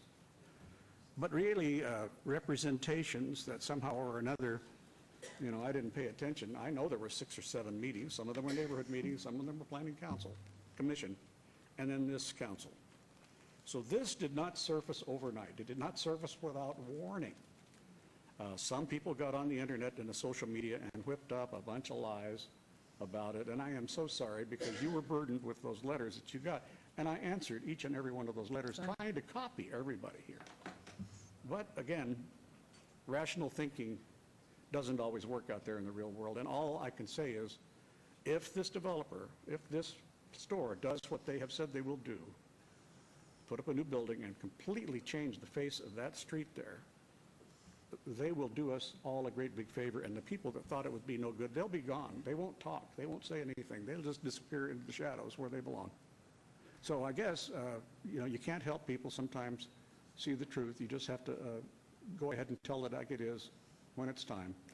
And we make enemies in this business, and certainly the last speaker never did like me much because he ran against me last time and finished last. So I suspect that there is a little bit of campaign jealousy hanging over that most recent comment. I will now leave it to you, Your Honor. Thank you very much for that extra time. And you're having no events? Nothing? Okay, nothing in Ward 3. And just for record, wait, Mayor, now we'll we need, got legal coming we'll back. need you guys to all stay here since we only have 4 currently on the board. We'll need everyone to stay. You see, you're punished. You can't leave, Councilman. Councilman, you may not leave. We're down to 4. You have to stay through the duration. And my comments probably will take at least an hour and a half.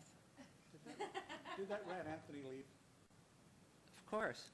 Okay, Councilman Soroka. Thank you, Mayor. And first of all, on behalf of all of Ward 2, I want to extend our condolences to my predecessor, Mr. Bob Beers, and the Beers family for their loss. And you're in our prayers, Bob and family. Thank you. And on the lighter side, this Saturday we have some great events happening at our satellite office in the Veterans Memorial Leisure Center on Pavilion Drive. In the morning from 9 to 12, I'll be there for a meet and greet and back to school, so you get a chance to meet your new councilman. And if you have school-aged children, we have some school supplies you can take with you. And happy to answer your questions and just say hello from 9 a.m. till 12 noon at the Veterans Memorial Leisure Center in the satellite office for Ward 2. And then later that day, at the Pavilion Pool, we have the Dive-In movie, not the dine-in, but dive-in at the pool. So we'll have popsicles free, but it does cost $4 for admission, but I'd love to see all of Ward 2 there as part of our back-to-school event. Happy to have the first week of school done with, and now we can jump in the pool and watch the movie. The movie is Kung Fu Panda 3. Hope to see you there. And lastly, here's some contact information, how to reach me and my staff. I'm happy to engage your concerns, and we'll tackle whatever we can right away. And if we can't tackle it right away, we'll get to it. So thank you so much. Councilman Steve Soroka, Ward 2. Thank you. Very good. And guess what's going to happen with Councilman Steve Soroka and I are going to be hosting a Coffee with the Mayor, but this is way into September, at a Coffee Bean and Tea Leaf on West Charleston in Summerlin. But again, that's not till the 27th of September, so I'll drive you crazy with Mayor, that. we're happy to have you in Ward 2, and thank you for blessing us with your I'd love to put my toe presence. in that water, so that's wonderful. And that's what's good about being mayor. You can put your toe in every ward. We also, don't forget, it's sign-up time if there are any tickets left, but I'm sure there always are, for Life is Beautiful Festival, which will be downtown. Music, art, education, food, great things, lots of fun, loud music.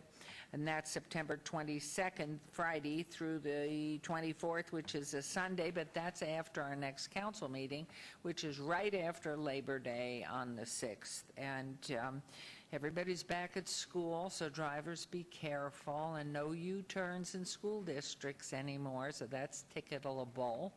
But wish all the students a wonderful time. Teachers, thank you for doing so much. And, you know, I think the most important thing is, well, first of all, again, to Councilman Beers and your family, it's just a sad loss for you, your family, for everybody at New Year, Dad. So our condolences and prayers to you all.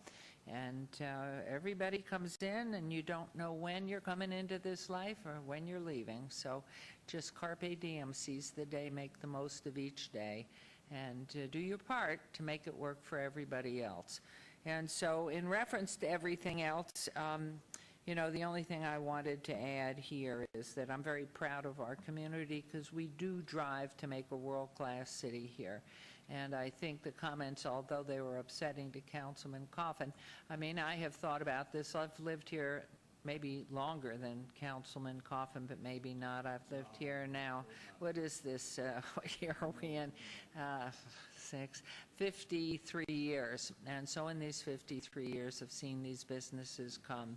And, you know, what we're trying to do is become a world-class city with loftier everything. And so, as I mentioned in responding, which we purposefully don't do, really, hopefully all of our adult entertainment will be in an area that's not in a residential area, but I certainly hear what Councilman Coffin and others have done in trying to make Las Vegas Boulevard and the surrounding areas attractive, and then listening to Mayor Pro Tem talk to the specifics of this particular agenda item. It was about the ordinance specific, and it wasn't about content or anything else. So in all things, there will be more time for discussion and dialogue, but I think Councilman Coffin really has articulated that has been a mess, and the more problems, and if we don't attend to proper lighting and monitoring and making things look attractive on the outside, that alone makes neighborhoods less desirable to live in. And I do feel we're just all working in the same direction and are sensitive to the issue of the residents. But knowing that he and his family have lived there for 30 years, certainly of all people, he knows how revolting that entire area has been and falling up and down in disarray and disrepair. So, you know, as we move on, just know I think we're all in this together. I'm really proud of our community. I'm proud of our city. I'm particularly proud of our law enforcement, fire and rescue, everybody that works here, our IT program, our planning, building, all of our management and all of our directors, our city manager and our council, because we're all in here together and we're as big a melting pot as there is anywhere in the world, and we all just have to keep pulling in the same direction and try to get as much information as possible and be calm and address items as we can. So we are adjourned today. We thank you, our city clerk, staff, and everybody, our marshals, everybody else, and in particular city council, our legal department. Wisely done. Are you retired now as president? I'm retired as of June 30th of 2017. I'm no longer bar president. So how wonderful, you're smiling again, staying put. So thank you all, Mr. Adams, Mr. Cervantes, and Mr. Perigo. Thank you, and thank you all. Thank you, and back and behind the scenes. Appreciate it.